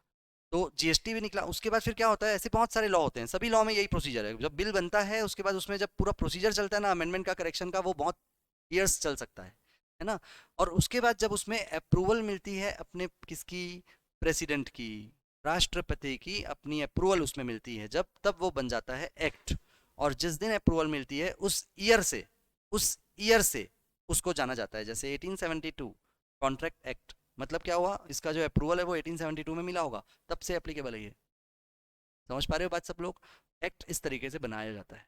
ठीक है, कैसे बनता है ये बता दिया, क्यों बनता है उस ये भी बता दिया था इससे पहले। ठीक है, कौन बनाता है ये भी क्लियर हो गया, गवर्नमेंट बनाती है, जो हमारे हमारे द्वारा इलेक्टेड पर्सन, अपनी इंडिया क्या है, डेमोक्रेटिक सोसाइटी है ना, इसका मतलब सारे पब्लिक को अथॉरिटी है। तो अब सब पूरे पब्लिक को बुला लेंगे सदन में तो कोई डिसीजन नहीं ले पाएंगे, आप सब जानते हो। तो क्या करते हैं, जैसे क्लास में भी आप लोग का क्या करते हैं, डिसीजन चलाने के लिए मॉनिटर्स बनाते हैं ना, अलग से कोई एक पर्सन बनाते हैं। तो इलेक्टेड पर्सन जो हम वोट करते हैं, तो इलेक्शन में जब पर्सन कोई आता है वही तो मेंबर ऑफ पार्लियामेंट बनता है जा करके। तो उसका जो डिसीजन है उसके लिए हम सभी सहमत हैं, क्योंकि हमने उनको चुन के वहां भेजा है। यही तो हुआ ना, डेमोक्रेटिक सोसाइटी। तो इसीलिए हम सबके द्वारा मिला हुआ जो हमारा एक पर्सन जो जा करके वहां पर अपना डिसीजन लेंगे, और उनके मेजोरिटी के बेस पे जो डिसाइड होगा, उसके लिए हम सब भी बाउंड रहते हैं। क्यों? क्योंकि डेमोक्रेटिक सोसाइटी है, हमने इलेक्शन दे करके, इलेक्शन करके, वोटिंग करके उनको वहां भेजा है। समझ पा रहे हो? हर चीज का देखो एक रीजन होता है, उस रीजन को बहुत अच्छे से समझ लोगे ना आप लोग, तो याद नहीं करना पड़ेगा कुछ चीज। क्लियर हुआ? हमारे ऊपर एक्ट जो है वो बाउंड क्यों हो जाते हैं, हम इंडिया में रहते हैं तो हमको लेफ्ट हैंड साइड से ही क्यों चलनी पड़ती है गाड़ी से, क्योंकि हमारे द्वारा बनाए हुए लोग जो हैं, हमारे द्वारा इलेक्टेड पर्सन ही जाकर के वहाँ डिसाइड किए हैं। और जब डिसीजन लिए हैं और वहाँ पे जब प्रेसिडेंट की कंसेंट मिल गई है, तो वो पूरे इंडिया के पीपल के ऊपर क्या है, बाउंड है। और बाउंड है, इसलिए हमको भी क्या करना पड़ता है, वो रूल्स रेगुलेशन फॉलो करना पड़ता है। नहीं करेंगे तो पनिशमेंट जो भी डिसाइड किया हुआ रहेगा लॉ में, एक्ट में, वो बनाया जाएगा, वो लिया जाएगा। क्लियर हुआ? ताकि रेगुलराइज चल सके, ताकि पूरे सिस्टम अच्छे से चल सके, इसलिए हमको भी बाउंड रहना पड़ता है, रूल्स रेगुलेशन के अंदर चलना पड़ता है। क्लियर हुआ सबको? ये रूल रेगुलेशन क्यों बनाए जाते हैं, इसका भी रीजन है, क्योंकि रीजन क्या है, हर कोई अपना अपना रूल बनाएगा, नहीं मुझे जिधर से जरूरत है उधर से चलूंगा, तो दो गाड़ियां चल रही है आपस में आ रही है तो कंफ्यूज हो जाएंगे वो, मैं इधर से चलना चाहता हूँ, वो भी इधर से चलना चाहता है, टकरा जाएंगे। एग्जाम्पल समझ में आया आपको रोड का? जो जो चीज़ आपके रूटीन में लेवल में एसोसिएटेड है, मैं उसका एग्जाम्पल देता हूँ ताकि आप लोग को अच्छे से समझ में आए। क्लियर है? मतलब लॉ हम इसलिए बनाते हैं ताकि एक रेगुलेशंस बनाया जा सके और स्मूथ बिजनेस फंक्शनिंग हो सके। क्लियर हुआ? ठीक। तो ये आपका ये एक क्या हुआ, एक्ट का मैंने आपको बताया क्या, क्यों बनता है, कैसे बनता है, कौन बनाता है। ठीक है, ये सारी चीज़ें क्लियर हो गई। इससे रिलेटेड कोई डाउट आप लोग का हो, कोई क्वेश्चन हो माइंड में तो पूछ सकते हो, फिर अपन आगे बढ़ेंगे। डन? बढ़े आगे? चलिए, अब ये एक्ट जो है उसमें क्या होगा कि मान लो ब्रीच हो गया, कंट्रावेंशन हो गया, किसी एक पर्सन के द्वारा एक्ट को नहीं माना गया। मान लो मैं नहीं मानना चाहता कोई एक्ट को, और मैंने कॉन्ट्रैक्ट करके किसी के साथ में क्या किया, धोखा कर दिया या ब्रीच कर दिया, या उस एक्ट का नॉन कंप्लायंस किया। क्लियर हुआ क्या बोल रहा हूँ मैं? नॉन कंप्लायंस किया, तो उस केस में क्या होगा, रेमेडीज अवेलेबल है सामने वाले के पास। उन सामने वाले को अपन क्या बोलेंगे, एग्रीव्ड पार्टी। बोलो क्या बोलोगे? एग्रीव्ड पार्टी को हिंदी में बोलते हैं पीड़ित पक्षकार। पीड़ित पक्षकार का मतलब उसके साथ में धोखा हुआ है, तो वो एग्रीव्ड बन गया, और कल्प्रिट मैं बना क्योंकि मैंने धोखा किया है। क्लियर हुआ सबको ये चीज़? तो अब उसके पास क्या रेमेडी अवेलेबल है, वो नोटिसेस भेज सकता है मुझे कि भाई मैं लीगल वे में जा रहा हूँ और मैं कोर्ट में केस फाइल करना चाहता हूँ, आप इससे पहले कि जो कंट्रावेंशन किए हो उसको कंप्लाई कर दो, तब ठीक, नहीं तो अपन कोर्ट में जाएंगे, कोर्ट में केस फाइल करेंगे। क्लियर है? अब वो कोर्ट में केस फाइल करते हैं तो उसका क्या प्रोसीजर होता है, वो अपना खुद से एक नोटिस भेजेंगे या किसी कोर्ट के द्वारा अपॉइंट किया हुआ व्यक्ति जो होता है, लीगल एडवोकेट्स होते हैं, उसके थ्रू नोटिस भेजते हैं। और फिर क्या होता है, मुझे उसके जवाब देना कंपलसरी करना पड़ता है। उसके बाद भी मैं फॉलो नहीं किया, कंप्लायंस नहीं किया, तो वो क्या करते हैं, सीधा कोर्ट में सम्मन इशू होता है। सम्मन समझते हो आप सब? सम्मन समझते हो? सम्मन का मतलब होता है बुलावा, सम्मन। कोर्ट से सम्मन इशू होता है ना कि आप आ जाओ, ठीक है, कोर्ट वाले बुलाते हैं और उसको भी नहीं मानेंगे अपन यदि मान लो, तो उस केस में फिर कोर्ट वाले क्या करते हैं, one side best judgement assessment कर देते हैं। मतलब फिर सीधा फिर क्या करते हैं, डिमांड ऑर्डर आ जाएगा कि आप इनका पैसा दो, इनके साथ में इतना इनको जो तकलीफ हुई है, खर्च हुआ है वो दो। यदि उसमें भी अपन नहीं आए तो, और यदि उसमें अपन जाते हैं तो हमसे रीज़न पूछा जाएगा, क्यों नहीं दे रहे हो भाई पैसे इनको, या क्यों नहीं इसका कंप्लायंस कर रहे हो, क्यों कॉन्ट्रैक्ट करके ब्रीच कर रहे हो। ये सब जिम्मेदारी कोर्ट की क्यों हो जाती है, ये भी समझो अब। क्योंकि रीज़न क्या है कि जब भी हम कॉन्ट्रैक्ट पढ़ते हैं और कॉन्ट्रैक्ट को करते हैं तो कॉन्ट्रैक्ट के प्रति हमारे लिए पूरा निष्ठा होना चाहिए, श्रद्धा होना चाहिए। क्यों? यदि हम कंप्लायंस नहीं करेंगे तो उस केस में कोर्ट हमको जबरदस्ती करवाएगा, नहीं करवा पाएगा तो हमारे ऊपर डिमांड ऑर्डर आ जाएगा, हमारी प्रॉपर्टी सीज हो जाएगी। क्लियर है? क्योंकि कोर्ट ने जब लॉ बनाया है तो उस लॉ को फॉलो यदि नहीं करवाएगा तो लॉ पे विश्वास ही उठ जाएगा ना लोगों का। अभी इतने स्पीड से, इतने धड़ल्ले से आप जानते हो बिजनेस चलता है। मान लो मेरे पास में 10 लाख रुपए भी है तो मैं 1 करोड़ का काम ले लेता हूँ। क्यों? क्योंकि ये क्रेडिट में जितने भी लॉ है उसका सपोर्ट है मेरे पास। यदि सपोर्ट नहीं होगा तो सोच के देखो, यदि ये कोर्ट में ये सब चीज नहीं होगी प्रोसीजर, मान लो कोर्ट उनको हेल्प नहीं करेगा जो जेन्यून पर्सन है ना, तो क्या करेगा वो जो जेन्यून पर्सन है बेचारा, बोलेगा ये लॉस हो जाता है, मतलब नहीं है, अब मैं कोई कॉन्ट्रैक्ट वॉन्ट्रैक्ट पे बिलीव नहीं करने वाला हूँ, अब अगले बार जब भी मैं सेल करूंगा भैया इस हाथ से पैसे दे तू, उसके बाद इस हाथ से गुड्स को ले ले। तो क्या होगा उससे मालूम है, जितना पैसा लोगों के पास में है उतना ही बिजनेस कर पाएंगे। अभी क्या होता है, अपन 10 करोड़ का भी काम ले लिए, कोई पुल बनाने का, कोई कंस्ट्रक्शन करने का, कोई ब्रिज बनाने का, और मान लो अपने पास में 1 करोड़ रुपए है सिर्फ, तब भी अपन क्या करते हैं, वो काम ले लेते हैं और उसको एग्जीक्यूट कर पाते हैं, due to only that law. आप लोग लिंक कर पा रहे हो ना जो मैं बोल रहा हूँ? आप लोग की कैपेसिटी के अंदर है ना जो बात मैं कर रहा हूँ, ऐसा तो नहीं कि बियॉन्ड जा रहा है सब चीज़ें, ऐसा ऐसा होगा तभी बता देना, ठीक है ना, अपन डाउन कर सकते हैं लेवल अपना। क्लियर हुआ आप सबको? क्या बोला? लॉ में यदि अपन कंप्लायंस नहीं करें, यदि कोर्ट उसको प्रोटेक्ट नहीं करे जेन्यून पर्सन को, तो उस केस में लॉ से विश्वास सबका उठ जाएगा और अगले बार लॉ को कंप्लायंस कोई नहीं करने वाला है। मतलब वो क्रेडिट में गुड्स ही नहीं देंगे। क्यों नहीं देंगे? अभी अपन क्या बोलते हैं भाई, क्रेडिट में गुड्स दे दो, नहीं वापस होगा तो सेल ऑफ गुड्स एक्ट है ना अपने पास। सेल ऑफ गुड्स एक्ट यदि अपना प्रॉपर परफॉर्म करके उसका पैसा वसूलने में सक्षम हो जाएगा तो वो 10 लोगों को और क्रेडिट में गुड्स देगा। क्रेडिट में गुड्स देने से बिजनेस बढ़ेगा। समझ में आ रहा है सबको? बिजनेस क्रेडिट में गुड्स देने से बढ़ेगा, श्योर। तो इसलिए लॉ और कंप्लायंसेस करना जरूरी है, और यदि नहीं करेंगे अपन तो उस केस में बहुत लिमिटेड हो जाएगा अपना इंडिया का पूरा बिजनेस, बहुत ही क्या हो जाएगा, नैरो हो जाएगा। अपन क्यों कर पाते हैं 10 करोड़ का काम? मैंने आपको क्यों बोला क्यों कर पाते हैं? हम क्या करेंगे, 1 करोड़ में काम स्टार्ट करेंगे, ठीक है। ब्रिज वैसी होता है, ब्रिज कंस्ट्रक्शन में जब कॉन्ट्रैक्ट होता है, साइन होता है, एग्रीमेंट होता है, उसके बाद काम स्टार्ट करते हैं तो अपन अपना पैसा लगाते हैं, वर्किंग कैपिटल। थोड़ा सा काम कंप्लीट होगा, हम सो रनिंग बिल रेस कर देंगे। रनिंग बिल रेस करने का मतलब क्या हुआ, सामने वाले को हम अपना जो काम किए उसका पैसे मांगते हैं। काम कंप्लीट नहीं हुआ है, ब्रिज पूरा नहीं बना है, बट ब्रिज का 10% काम तो कंप्लीट हो गया मान लो, तो हम क्या करेंगे, उसको एक रनिंग बिल देंगे, उससे पैसे रिकवर करेंगे। वो भी हमको क्यों पैसे देगा, क्योंकि हम कॉन्ट्रैक्ट में बाउंड हैं। सामने वाला भी क्यों हमारे ऊपर बिलीव करेगा, क्योंकि हम कॉन्ट्रैक्ट में बाउंड हैं, दोनों के बीच में एग्रीमेंट हुआ है। तो वो पैसे देगा अपने को और उसी पैसे को यूटिलाइज करके मैं नेक्स्ट काम करूंगा। समझ पा रहे हो बात?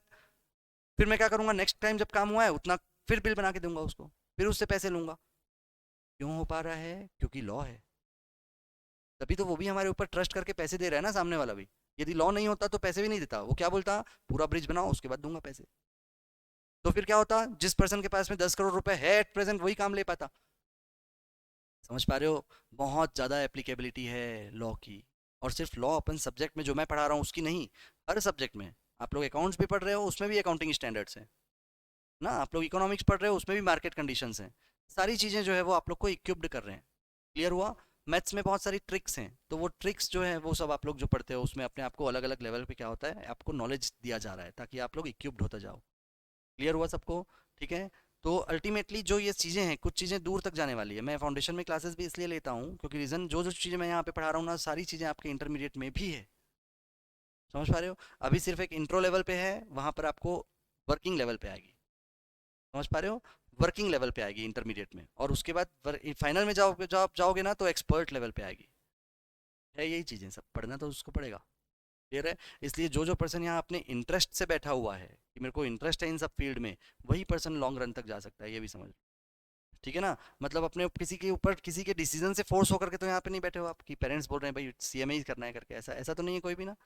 अपने ओन डिसीजन और इंटरेस्ट से यदि आए हो ना तो ये फील्ड बहुत इंटरेस्टिंग लगेगी आपको और आगे तक जा पाओगे, क्योंकि ऐसे सब हायर एजुकेशन ना इंटरेस्ट से ही होती है। जो जो पर्सन फोर्सफुली बैठे हुए हैं ना वो बीच की जर्नी में कहीं पे भी किसी भी डेस्टिनेशन, किसी भी बीच के एक इंटरमीडिएट स्टेशन पे उतर जाएगा, ऐसा भी होता है। बहुत लोग होते हैं, क्योंकि जर्नी पूरे लोग परफॉर्म नहीं कर पाते, तभी तो रिजल्ट कम होता है। फाउंडेशन देने वाले लोग मान लो 1 लाख लोग हो, तो बनते तो सिर्फ 10,000 लोग हैं। समझ पा रहे हो? तो इसीलिए अपने ओन इंटरेस्ट से आप लोग जब स्टार्ट कर रहे हो तो पूरी एनर्जी के साथ में पूरा चीज को समझ करके कि ये क्या होता है, सारी चीजें पूछो आप। काफी ज्यादा एक्सपीरियंस है आपको, सारे फैकल्टीज आपको एक्सपीरियंस्ड मिले हुए हैं, ठीक है। सबसे पूछो जो जो चीज़ आपको लगता है मन में, और सारी चीज़ें क्लियर करने के बाद एंटर करो। क्योंकि रीज़न क्या है, आप लोग जा करके मार्केट में एक अपने लिए क्लॉथ्स और वियरिंग टी शर्ट्स भी खरीदते हो ना, तो 4 5 10 चीज़ देख करके फिर खरीदते हो। समझ पा रहे हो ना? तो ये तो हमारे करियर का सवाल है यार। समझ पा रहे हो बात? तो मतलब अल्टीमेटली हम ऐसा थोड़ी ना कि कोई भी एक पर्सन कुछ बोला या फ्रेंड बोले तो हम सीए में ज्वाइन कर लिए, ऐसा नहीं। सारी चीज़ें मालूम होनी चाहिए, हमको उस पर इंटरेस्ट आना चाहिए, और हमको लगना चाहिए कि हम सही डिसीजन लिए, राइट डिसीजन, तब ये लॉन्ग रन तक जा पाओगे आप, तब उस डेस्टिनेशन तक पहुंच पाओगे।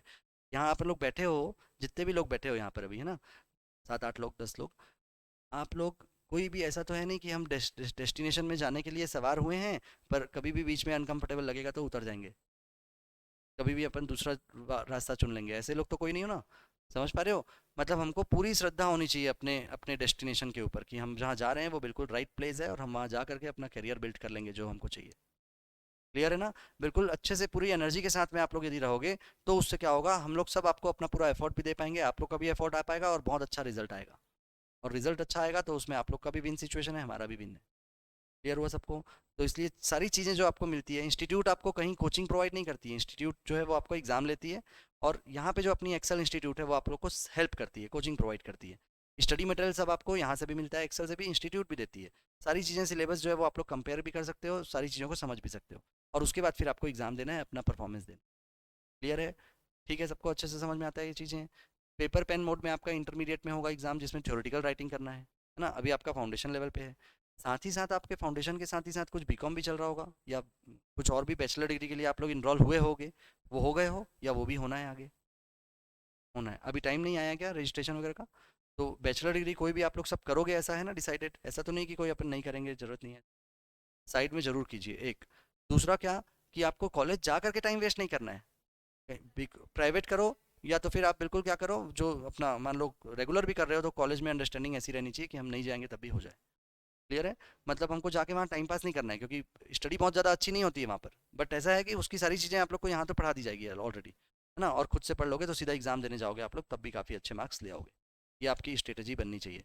साथ में करो जरूर, इसलिए कि अब भाई बैचलर डिग्री भी जरूरी होता है, इसलिए वो भी डिग्री कम से कम कर लो। इसलिए आप लोग देखे होगे कि जब अपन कोई भी जो प्रोफेशनल लेवल का पर्सन होता है वो लिखता है ना, B com LLB, B com CMA, B com CA, like, तो बी कॉम तो करते ही हैं लोग, जरूरी नहीं होता बट फिर भी करते हैं लोग, क्यों? एक डिग्री आ जाती है बैचलर डिग्री बस उसके लिए। ठीक, तो उतना ही टाइम जितना जरूरी है, जितना इंपॉर्टेंस उसका है, उतना ही टाइम डिवोट करो। आप ही लोग के फ्रेंड सर्कल में कुछ लोग सिर्फ बीकॉम कर रहे होंगे, तो वो जाके कॉलेज में दिन दिन भर बैठे रहेंगे, टाइम पास होता है वो, उससे क्या होगा, उनका पूरा पूरा टाइम, जो करियर का गोल्डन आवर बोलूंगा मैं, 12th के बाद के जो आपके 3 to 4 years होते हैं ना, वो गोल्डन ईयर्स होते हैं, गोल्डन चांस। क्यों? क्योंकि इस समय यदि अपन बर्बाद कर दिए और वेस्ट कर दिए ना, तो आगे का पूरा करियर में रिस्पेक्ट नहीं मिलेगी, सीधी सी बात। कॉलेज लाइफ आप लोग भी इंजॉय करो, क्या प्रॉब्लम है, एक दिन जाओ ना वीक में, खूब इंटरटेनमेंट करके आओ, पढ़ने मत जाओ बस। पढ़ने में मना करता हूँ, क्यों? रीज़न, क्योंकि वहाँ बहुत अच्छी पढ़ाई नहीं होती, अपने को प्रोफेशनल लेवल पे कहीं अच्छी पढ़ाई करनी है, तो इसलिए कमांड पूरी रहे आपकी।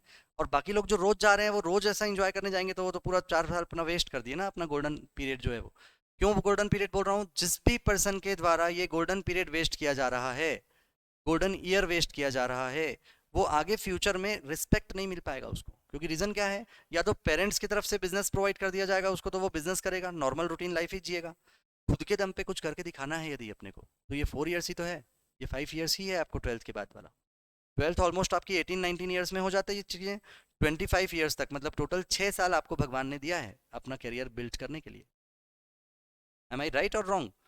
इस 6 years को जिस पर्सन ने भी यूटिलाइज कर लिया, उसने अलग अपना एक रिस्पेक्ट क्रिएट कर लिया, अपना एक रिस्पेक्ट क्रिएट कर लिया। इसका मतलब आप सोच के देखो, मैं आपको क्लियर कट बता रहा हूँ, आपके सामने मान लो जो भी पर्सन आ रहे हैं, बहुत सारे फैकल्टीज भी आ रहे हैं, लोग आ रहे हैं, बहुत सारे हैं, इसमें से मैं भी एक आ गया, ठीक है, दिखने में तो मैं भी सबसे सबके जैसे ही हूँ, ठीक है, वैसी वियरिंग्स रहती है, कोई अलग से अपन ऐसा स्ट्रक्चर और नाम में ऐसे ऊपर कैप लगा करके लिख के तो नहीं आया हूँ मैं कि मैं क्या हूँ, ठीक है।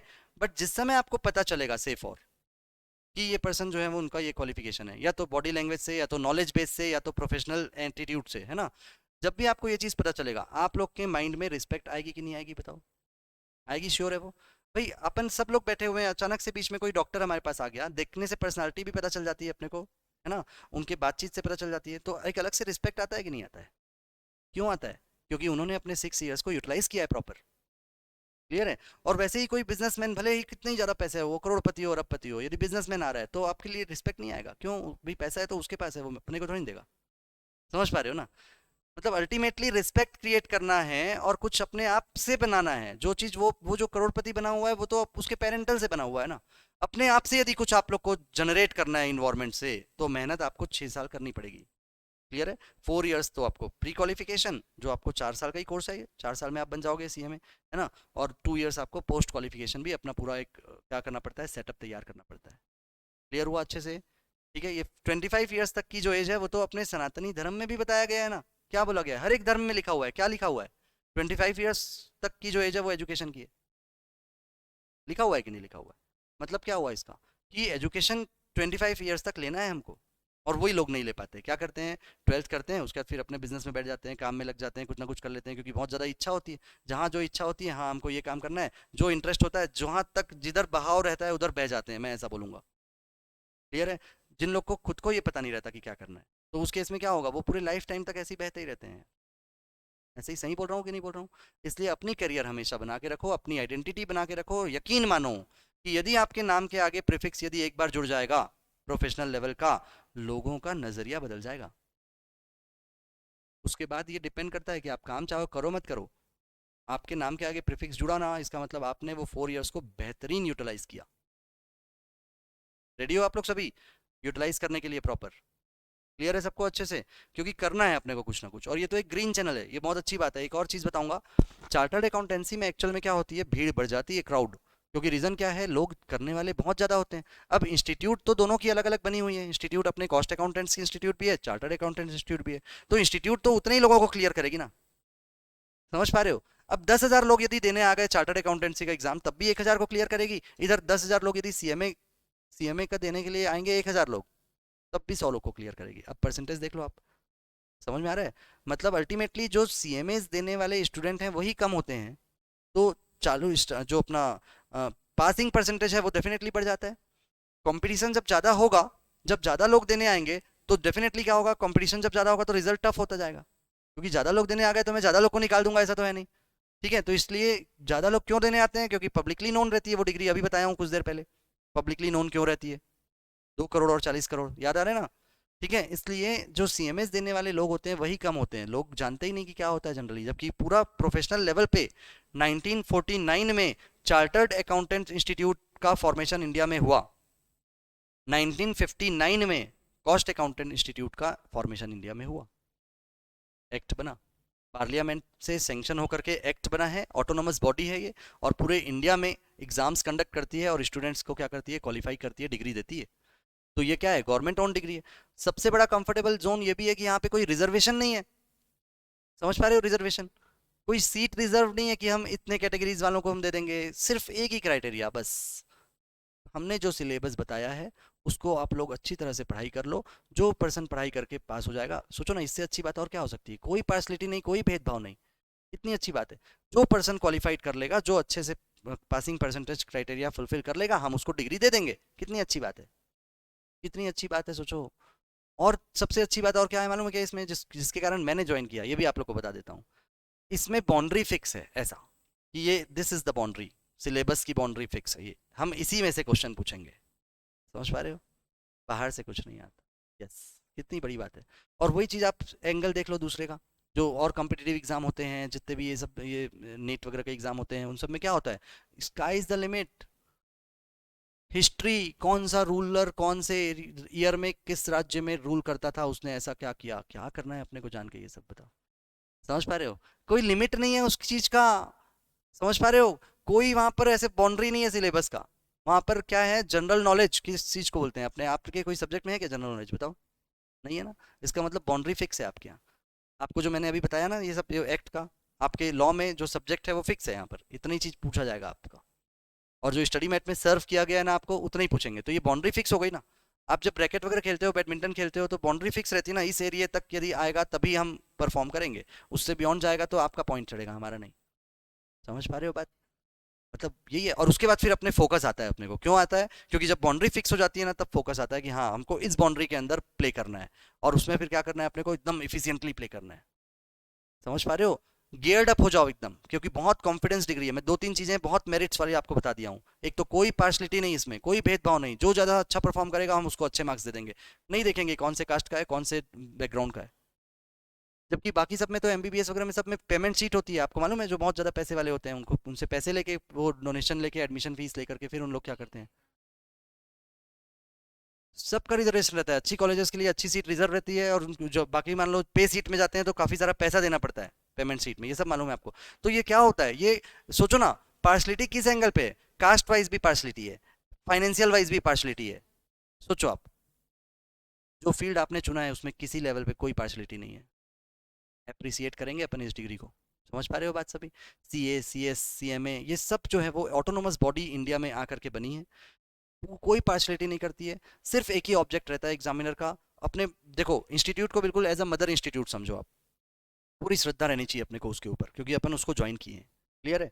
तो उस कितनी अच्छी है, सोचो ना आप, अपन उसको सोच रहे हैं कि वो क्या कर रही है, हमको सर्व कर रही है स्टडी मैट एक से एक। सिलेबस भी क्यों रिवाइज करती है मालूम है आपको? कोई दुश्मनी थोड़ी नहीं रहती है कि पुराने सिलेबस वाले और नए सिलेबस वाले, ऐसा नहीं। मार्केट में सिनेरियो चेंज होता जाता है ना, चीज़ें चेंज होती जाती है।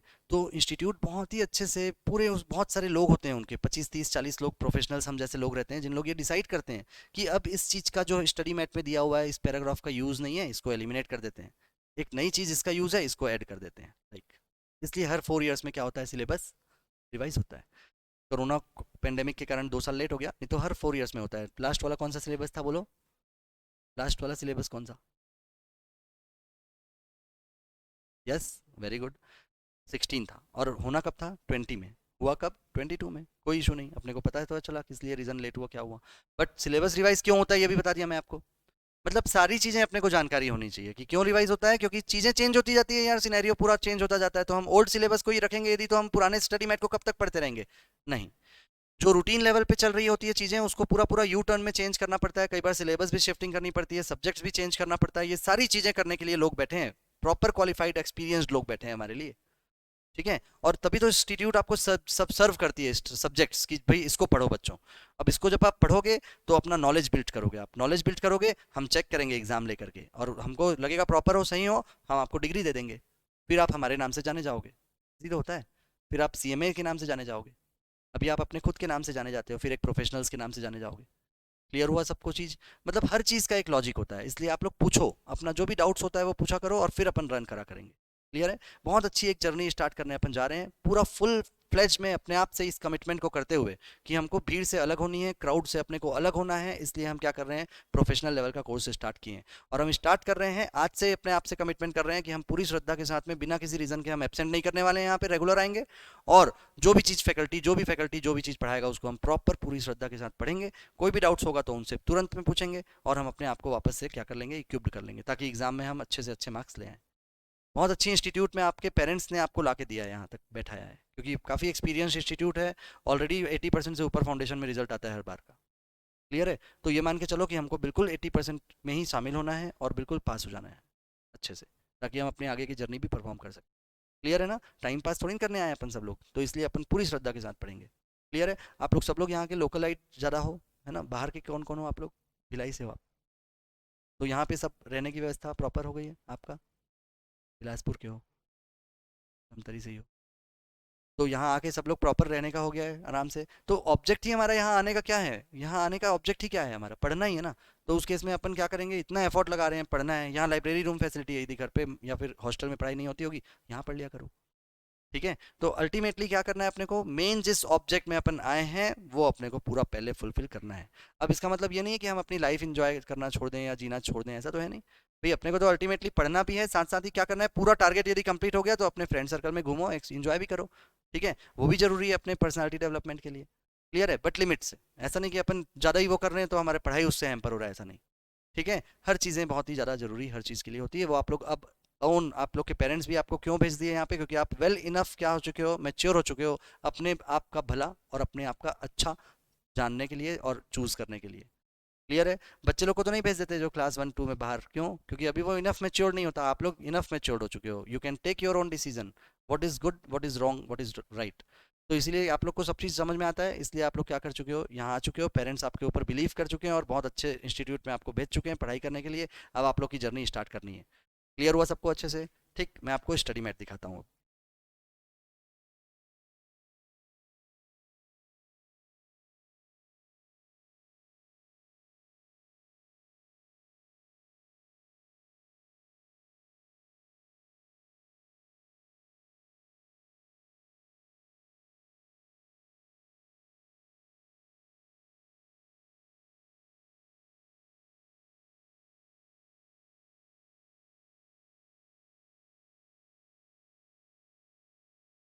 मैं आप लोग का जो पेपर 1 लॉ वाला पोर्शन है वो पूरा लूंगा।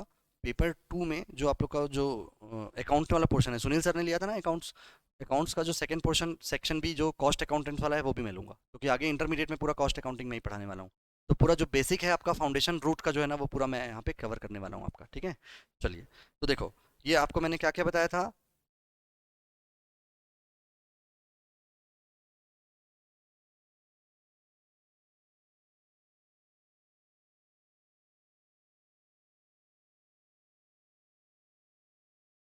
स्टडी मैट आपके पास में अभी आप ही के पास बस एक आपके पास है शायद, है ना? बाकी लोग के पास अभी स्टडी मैट नहीं आई है।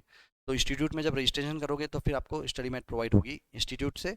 और यहाँ का रजिस्ट्रेशन सबका हो गया क्या एक्सेल का? तो यहाँ से आपको स्टडी मैट यहाँ ये वाली मिल गई है कि नहीं मिली है अभी? नहीं मिली है। तो आपको 2 3 दिन में यहाँ वाली स्टडी मैट भी मिल जाएगी, है ना? देखो, ये क्या है?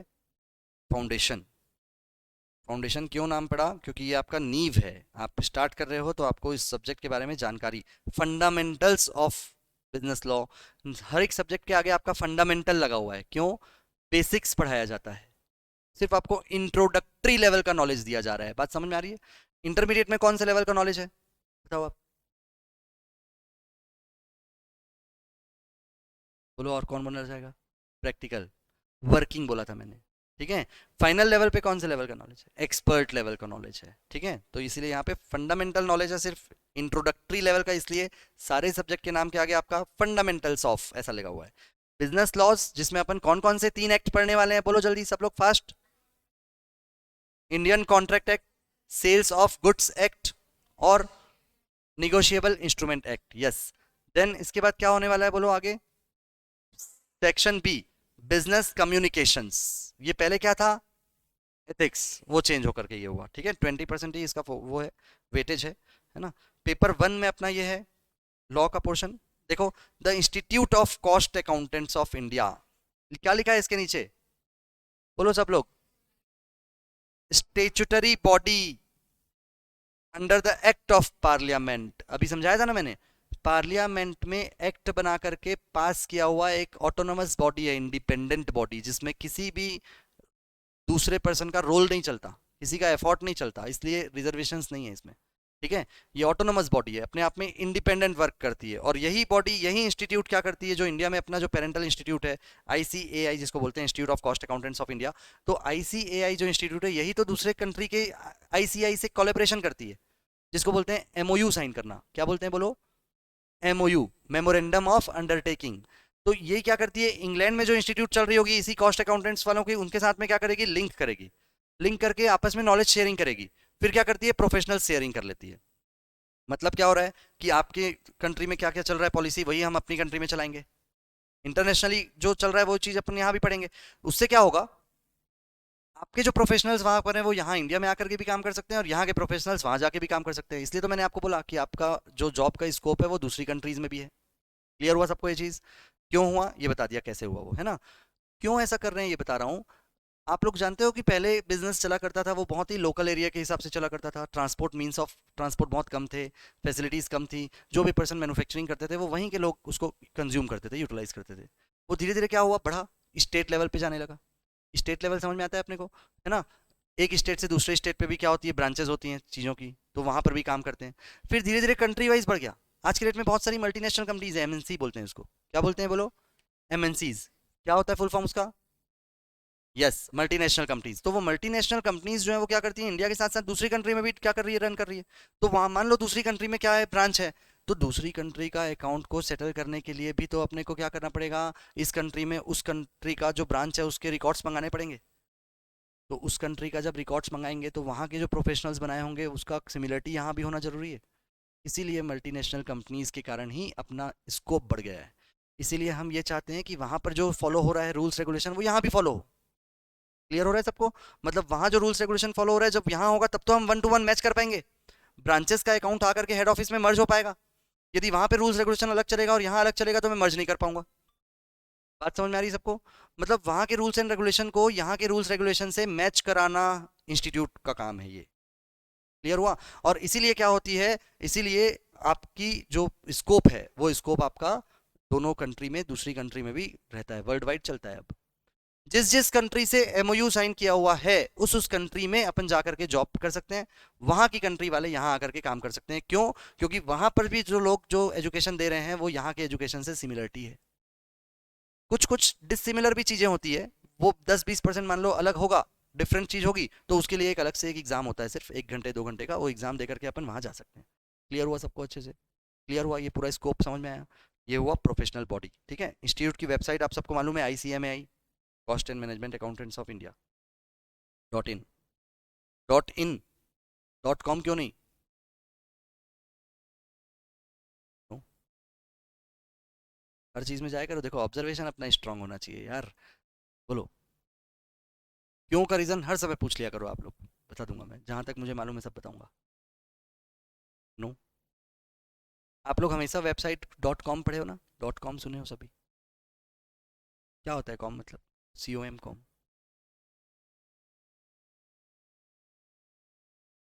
कॉमर्शियल मोटो नहीं है इंस्टीट्यूट का, कोई पैसा नहीं कमाना चाहती है, वो सिर्फ एक not for profit making organisation है, इंडस्ट्रियल लेवल है यहाँ पर। मतलब ये .in का मतलब इंस्टीट्यूट का है, ये इन।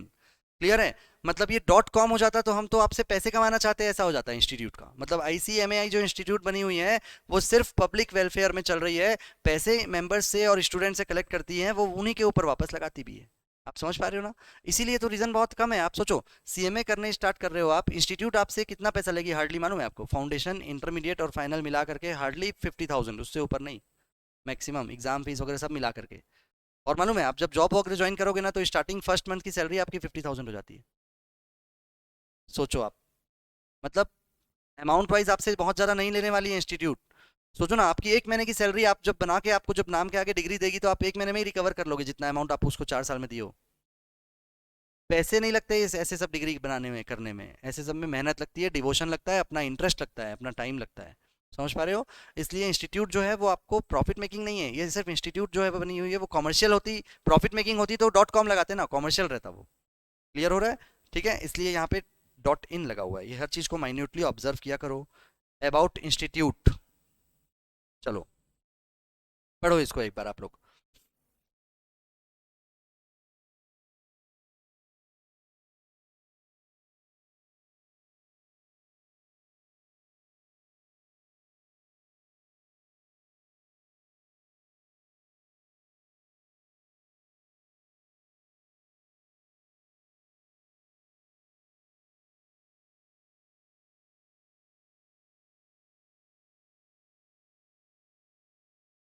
The Institute of Cost Accountants of India is a statutory body set up under the Act of Parliament in the year 1959। मैंने बताया था ना 49 में कौन सी इंस्टीट्यूट बनी?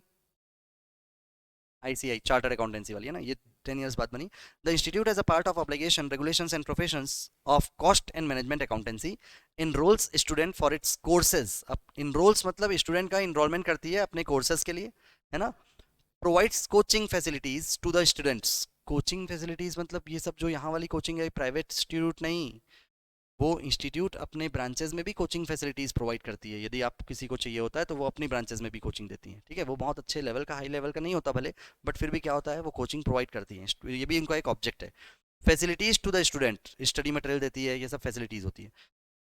Organises professionals development programs for the members and undertakes research programs in the field of cost and management accountancy। Research करती रहती है बार बार कि कौन सी चीज़ अच्छी है, आगे चल करके कैसी चीज़ सर्च करें, हम सर्व करें अपने स्टूडेंट्स को। मेंबर्स बन जाओगे जब आप जब आप क्वालिफाइड हो जाओगे तो उनको भी क्या क्या चीज़ की ज़रूरत पड़ती है, वो कैसे प्रैक्टिस करें, ये सब कौन बताती है? इंस्टीट्यूट अपनी बताती है। ये इंस्टीट्यूट का क्या है? प्रियम्बल। प्रियम्बल का मतलब क्या होता है? ऑब्जेक्ट। ऑब्जेक्ट का मतलब क्या होता है? उद्देश्य। समझ पा रहे हो? अपनी मेंबर्स और अपने स्टूडेंट्स को फैसिलिटेट करना, रिसर्च प्रोग्राम्स चलाना। The field of cost and management accountancy and the institute pursues the vision of cost competitiveness, cost management, efficient use of resources, and structured approach to the cost accounting as the key drivers of the profession. Profession के की drivers. अपन professionals बनने जा रहे हैं, सबको मालूम है ना? क्या डिफरेंस होता है प्रोफेशनल्स और बिजनेसमैन में?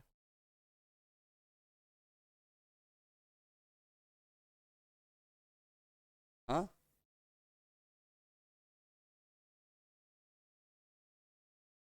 स्पेशलाइज्ड नॉलेज बिल्ट किया हुआ होता है ना? मतलब जो ट्रेडिशनल ट्रेड्समैन या ट्रेडर्स होते हैं ना, जिन लोग बिजनेसमैन होते हैं, बिजनेस करते हैं, वो क्या करते हैं? गुड्स से सेल करेंगे, वो सर्विसेज बेच सकते हैं। प्रोफेशनल्स जो होते हैं वो अपनी अपनी किसी स्पेशलाइज्ड फील्ड पे अपने नॉलेज क्रिएट किए हुए होते हैं। Doctors, engineers, cost accountants, chartered accountants, architect, ये सब प्रोफेशनल्स में आते हैं। क्लियर हुआ? प्रोफेशंस मतलब अपनी सेल्फ एबिलिटी बिल्ट अप किया हुआ पर्सन, जिसके एक्सपीरियंस का यूज़ करके लोग जो हैं वो अपना वेलफेयर करते हैं और उसके लिए वो पैसे देते हैं, कंसल्टेंसी देते हैं। ये क्या हुआ? प्रोफेशनल्स। तो वो प्रोफेशंस को ही कौन गवर्न करती है? इंस्टीट्यूट करती है। तो ये इंस्टीट्यूट के बारे में दो शब्द हुआ। Now, with the current emphasis the management of resources and specialized knowledge, evaluating the operating efficiencies and strategic management, the professionals are known as a cost and management accountants. इसको अपन CMAs बोलते हैं। पहले इस CMAs को क्या बोलते थे? मालूम है क्या? बोलो। यस। क्या था फुल फॉर्म? ICWA करके होता था पहले ये कोर्स। अभी अभी नाम चेंज हुआ, 4-5 साल हुए हैं। बोलो, मालूम है क्या आप लोग को? ICWA जो है ना, वो होता था Indian cost and works accountants. Cost and works accountant नाम इसलिए पड़ा था कि जो फैक्ट्री होती थी, जो मैन्युफैक्चरिंग करती थी, वहीं पर उनका यूटिलाइजेशन हुआ करता था। उस समय काफ़ी स्कोप कम था, अब स्कोप काफ़ी ज़्यादा बढ़ गया है और पूरा मैनेजमेंट लेवल पे काम जो है वो CMAs कर रहे हैं। इसलिए सिर्फ कॉस्ट एंड वर्क्स अकाउंटेंट से नाम हटा करके मैनेजमेंट अकाउंटेंट्स नाम रखा गया है। क्लियर हुआ? मैनेजमेंट वर्ड बहुत बड़ा है, मैनेजमेंट में स्कोप बहुत सारी आती है। मैं आपको जितने स्कोप्स अभी स्टार्टिंग के उसमें लिखा के बताया ना, उससे कहीं ज़्यादा हंड्रेड्स ऑफ स्कोप्स और भी हैं। बट मैं इसलिए नहीं बताया कि वो आप लोग को मालूम नहीं है एक्चुअल में। जो चीज़ें अपन हैबिचुअल नहीं है उस चीज़ को अभी नहीं, इसलिए मैंने बताया। धीरे धीरे करके उसको आप मालूम चलेगा आप लोग को। बहुत सारे स्कोप ऐसे हैं जो अपन चार्टर्ड अकाउंटेंट्स और कॉस्ट अकाउंटेंट्स करते हैं, प्रोफेशनल स्कोप है वो। क्लियर है? तो एबिलिटी जो है ना, वो डेवलप कौन करती है? इंस्टीट्यूट। कैसे करती है? आपको स्टडी में प्रोवाइड करती है, आप पढ़ाई करते हो और आर्टिकलशिप करते हो तो आपको प्रैक्टिकल नॉलेज मिलता है। उससे आपको एबिलिटी डेवलप होती है और वो एबिलिटी अपन जा करके बाहर परफॉर्म करते हैं, या तो जॉब ज्वाइन करके। यस, बैंक में जॉब भी होता है, बिल्कुल होता है, क्योंकि वहाँ पे भी होते हैं ये सब काम, चलते हैं इसके प्रोफेशनल्स लेवल पे। ठीक है? बट ये सब चीज़ें बहुत स्कोप कम करने वाली हैं। एक बार यदि आप डिग्री CMA CA की ले लोगे ना, तो आपको ये बैंक में जो जॉब है ना, वो भी बहुत छोटा स्कोप लगेगा, तो लोग ऑप्ट नहीं करते जनरली। ठीक है? बहुत सी बड़ी बड़ी गवर्नमेंट ऑर्गेनाइजेशन निकालती है, जब अपने जॉब वैकेंसी निकालती है तो उसमें लिख के आती है CA/CMAs।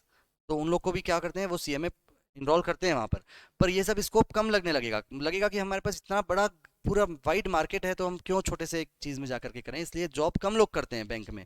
But opportunities definitely bank वाले देते हैं। यदि बैंक वाले वैकेंसीज निकालें और आप लोग जाओगे एक डिग्री के सामने, तो डेफिनेटली प्रायोरिटी मिलेगी आप लोग को। विजन स्टेटमेंट और मिशन स्टेटमेंट, ये दोनों चीज़ें होती है। विजन का मतलब इस इंस्टीट्यूट का क्या विजन है? The institute of cost accountants of India would be the preferred source of resources and professionals for the financial leadership of enterprises globally। मैंने जो आपको बताया था वो यहाँ लिखा भी हुआ है, ग्लोबली, नॉट नेशनली। समझ पा रहे हो? ग्लोबली का मतलब ही यही हुआ। इंस्टीट्यूट का हमारे ICAI जो Indian institute of cost accountants of India है, उसका विजन क्या है? पूरे ग्लोबल में ऐसे प्रोफेशनल्स प्रोवाइड करना जिनके जो कि प्रिफर्ड सोर्सेज के रूप में जाने जाएं। मतलब लोगों को जब भी कोई चीज़ की जरूरत पड़े, जिस जो अवेन्यूज की जरूरत पड़े, तो वो तुरंत CMAs को कॉल करें। ग्लोबली मतलब मल्टी नेशनल्स, अलग अलग country wise, not only in India. जबकि ये इंडिया की इंस्टीट्यूट है। ठीक है? इनका विजन क्या है? अपनी प्रोफेशनल्स को ग्लोबली रिनाउंड करवाना है। समझ पा रहे हो? ये जरूर है, इसलिए मैं स्टडी मैट के एक एक चीज को पढ़ करके फिर स्टार्ट करा रहा हूँ आपको। ठीक है, थोरो नॉलेज तो अपने को लेना ही लेना है एक्ट का, बट सीधा आकर के एक्ट से स्टार्ट नहीं किया, पहले आप लोग को इसलिए सब चीज बता रहा हूँ। ठीक है, नाउ मिशन स्टेटमेंट में देखो क्या है। अब इस विजन को अचीव करने के लिए हमने मिशन बनाया। ठीक है, मिशन क्या बनाया? The cost and management accountants professionals would ethically drive enterprises globally by creating values to stakeholders in the socio-economical economic context। मतलब सोशल और इकोनॉमिकल कंटेक्स्ट में स्टेक होल्डर्स मतलब शेयर होल्डर्स, बैंकर्स, जितने भी लोग जुड़े हुए लोग हैं कंपनी से, उन सब के लिए वैल्यूज क्रिएट करें हमारे प्रोफेशनल्स। ये हमारा मिशन है ना। Through competencies drawn from the integrations of strategy management and accounting. मतलब अपन आपको इतनी क्वालिटीज देते हैं मैनेजमेंट, अकाउंटिंग, स्ट्रेटजी में आप क्या हो जाओ, एक्सपर्ट हो जाओ, जिससे आपको कंपिटेंसी मतलब आप में क्षमता ड्राइव हो जाए, और उस क्षमता के हिसाब से सोशल और इकोनॉमिकली आप स्टेक होल्डर्स के लिए वैल्यूज क्रिएट कर पाओ, तभी तो वो आपको पैसे देंगे। सीधी सी बात है। मतलब आप में इतनी कैपेबिलिटी भर देती है इंस्टीट्यूट। इंस्टीट्यूट का मिशन क्या है? हमारे स्टूडेंट्स में इतनी कैपेबिलिटीज बिल्टअप कर लेना जिससे कि वो अपनी इंटेलिजेंसी को ऑर्गेनाइजेशन में जब लगाएंगे तो स्टेक होल्डर्स के लिए वैल्यू क्रिएट हो। और जब वैल्यू क्रिएट होगी, जैसे मैं सिखाने वाला हूँ आपको, अभी कॉस्टिंग में सिखाऊंगा कि आप ये बताओगे कि कब कितना गुड्स परचेस किया जाए कि आपके लिए इकोनॉमिकल हो। तो आप जब किसी ऑर्गेनाइजेशन का करोड़ों रुपए बचाओगे तो लाखों रुपए आपको भी तो देगा सैलरी का। सीधी सी बात है। तो कैसे बचा पाए? क्योंकि आप टेक्निक्स पढ़े होगे। यहाँ पे कौन पढ़ा रही है टेक्निक्स? अपनी इंस्टीट्यूट अपने को पढ़ा रही है। क्लियर हुआ? आपको इकोनॉमिक ऑर्डर क्वांटिटी वगैरह सब पढ़ाने वाला हूँ मैं अभी आगे। तो इकोनॉमिक ऑर्डर क्वांटिटी का मतलब ऐसी ऑर्डर की क्वांटिटी, ऐसा साइज, मतलब इतनी क्वांटिटी आप एक बार में परचेस करोगे तो आपके लिए इकोनॉमिकल रहेगा। क्योंकि ज्यादा क्वांटिटी परचेस करोगे तो होल्डिंग कॉस्ट लग जाती है, स्टोरेज कॉस्ट ज्यादा लग जाएगी। कम परचेस करोगे तो बार बार जाने आने की कॉस्ट लगेगी आपको, बार बार परचेस करने की। तो एक एक इकोनॉमिक ऑर्डर क्वांटिटी में एक इक्विलिब्रियम ऐसा निकाला जाता है क्वांटिटी, जिसको आप परचेस करोगे तो आपकी ऑर्डरिंग कॉस्ट भी कम रहेगी, कैरिंग कॉस्ट भी कम रहेगी। कैरिंग का मतलब स्टोरेज। समझ पा रहे हो? तो ये एक एग्जांपल दिया मैंने आपको। ऐसे कई टेक्निक हैं जिससे आप लोग क्या करोगे, ऑर्गेनाइजेशन के लिए, स्टेक होल्डर्स के लिए वैल्यूज क्रिएट करोगे। और जब आप लोग ऐसी वैल्यू क्रिएट करोगे तो वो आपको बुलाएगा कि आओ बताओ कितना क्वांटिटी परचेस करना है। समझ पा रहे हो बात? मैंने एग्जांपल दिया सिर्फ आपको, ऐसे कई सैकड़ों चीजें अपने को पढ़ने वाले हैं। समझ पा रहे हो? Hundreds of things are there, जिससे कि आप क्या करोगे, वैल्यू क्रिएट करोगे। किसके लिए? स्टेक होल्डर्स के लिए। तो जब आप वैल्यू क्रिएट करोगे तो आप उनको करोड़ों रुपए बचा के दोगे ना, तो डेफिनेटली अपनी वैल्यू बनेगी, तो वो अपना रिम्यूनरेशन क्यों नहीं देगा अपने को? इसलिए तो मैंने बोला कि ये कॉस्ट ऑडिट का 6-6 लाख रुपए मिलता है। क्लियर हुआ सबको आपको? डन। चलिए, मोटो क्या है? From ignorance lead me to truth. Ignorance से उठ करके मुझे कहाँ अस्तो मा सदगमय, ये सब एक पढ़ चुके हो आप लोग ऑलरेडी। इसका मीनिंग बस अपन यहाँ देख रहे हैं कि हमको इग्नोरेंस से कहाँ लाओ, ट्रुथ की ओर लाओ। तमसो मा ज्योतिर्गमय, from darkness lead me to the light, हमको अंधेरे से उजाले की ओर लाओ।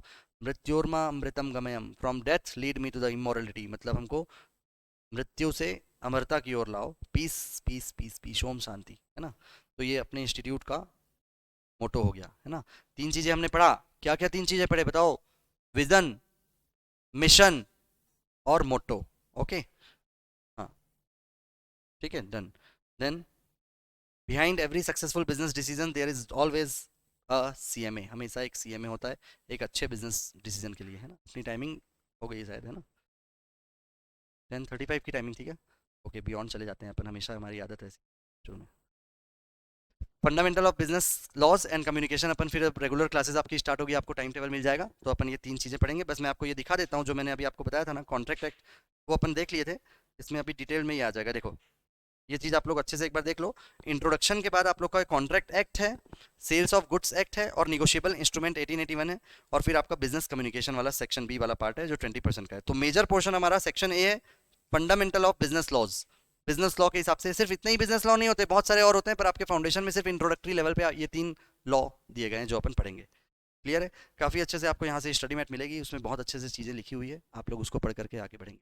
ठीक है, तो यहाँ से टाइम टेबल आपका आ जाएगा, तो रेगुलर क्लासेस स्टार्ट हो जाएगी। ठीक है, और कोई आप लोग का डाउट है, कुछ पूछना है तो पूछिए।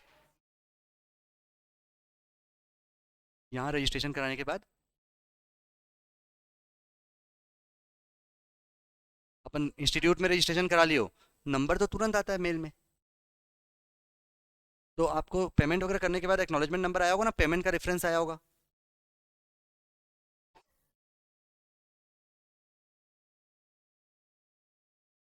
किन से बात किए? अवधेश जी करके हैं यहाँ पर, उनसे एक बार मिलो। और क्या प्रॉब्लम है? रजिस्ट्रेशन किए हो गया 3-4 दिन? अरे तो बात करो और तुरंत सॉल्व करो मैटर, और कोई दिक्कत होगा तो मेरे से बात कराने बोलना अवधेश जी। हाँ, ओरल नहीं करना है आप लोग को, पोस्टल करना है ना? ठीक है, तो आप उसको चेंज कराने का प्रोसीजर कर लो, क्योंकि ओरल में तकलीफ होती है बाद में। पोस्टल करो, है ना? सॉरी सॉरी, अपोजिट बोल रहा हूँ मैं, पोस्टल नहीं करना है, ओरल करो। आप ओरल ही किए हो ना? हाँ तो सही है, फिर चैप्टर सेलेक्ट किए हो यहाँ रायपुर का? हाँ, यस करेक्ट। तो आप अवधेश जी से एक बार हेल्प लो, कोई प्रॉब्लम होगी तो मेरे से कॉल कराना वहाँ पे, ठीक है? और किसी को कोई प्रॉब्लम तो नहीं? ठीक, चलिए क्लास ओवर करें।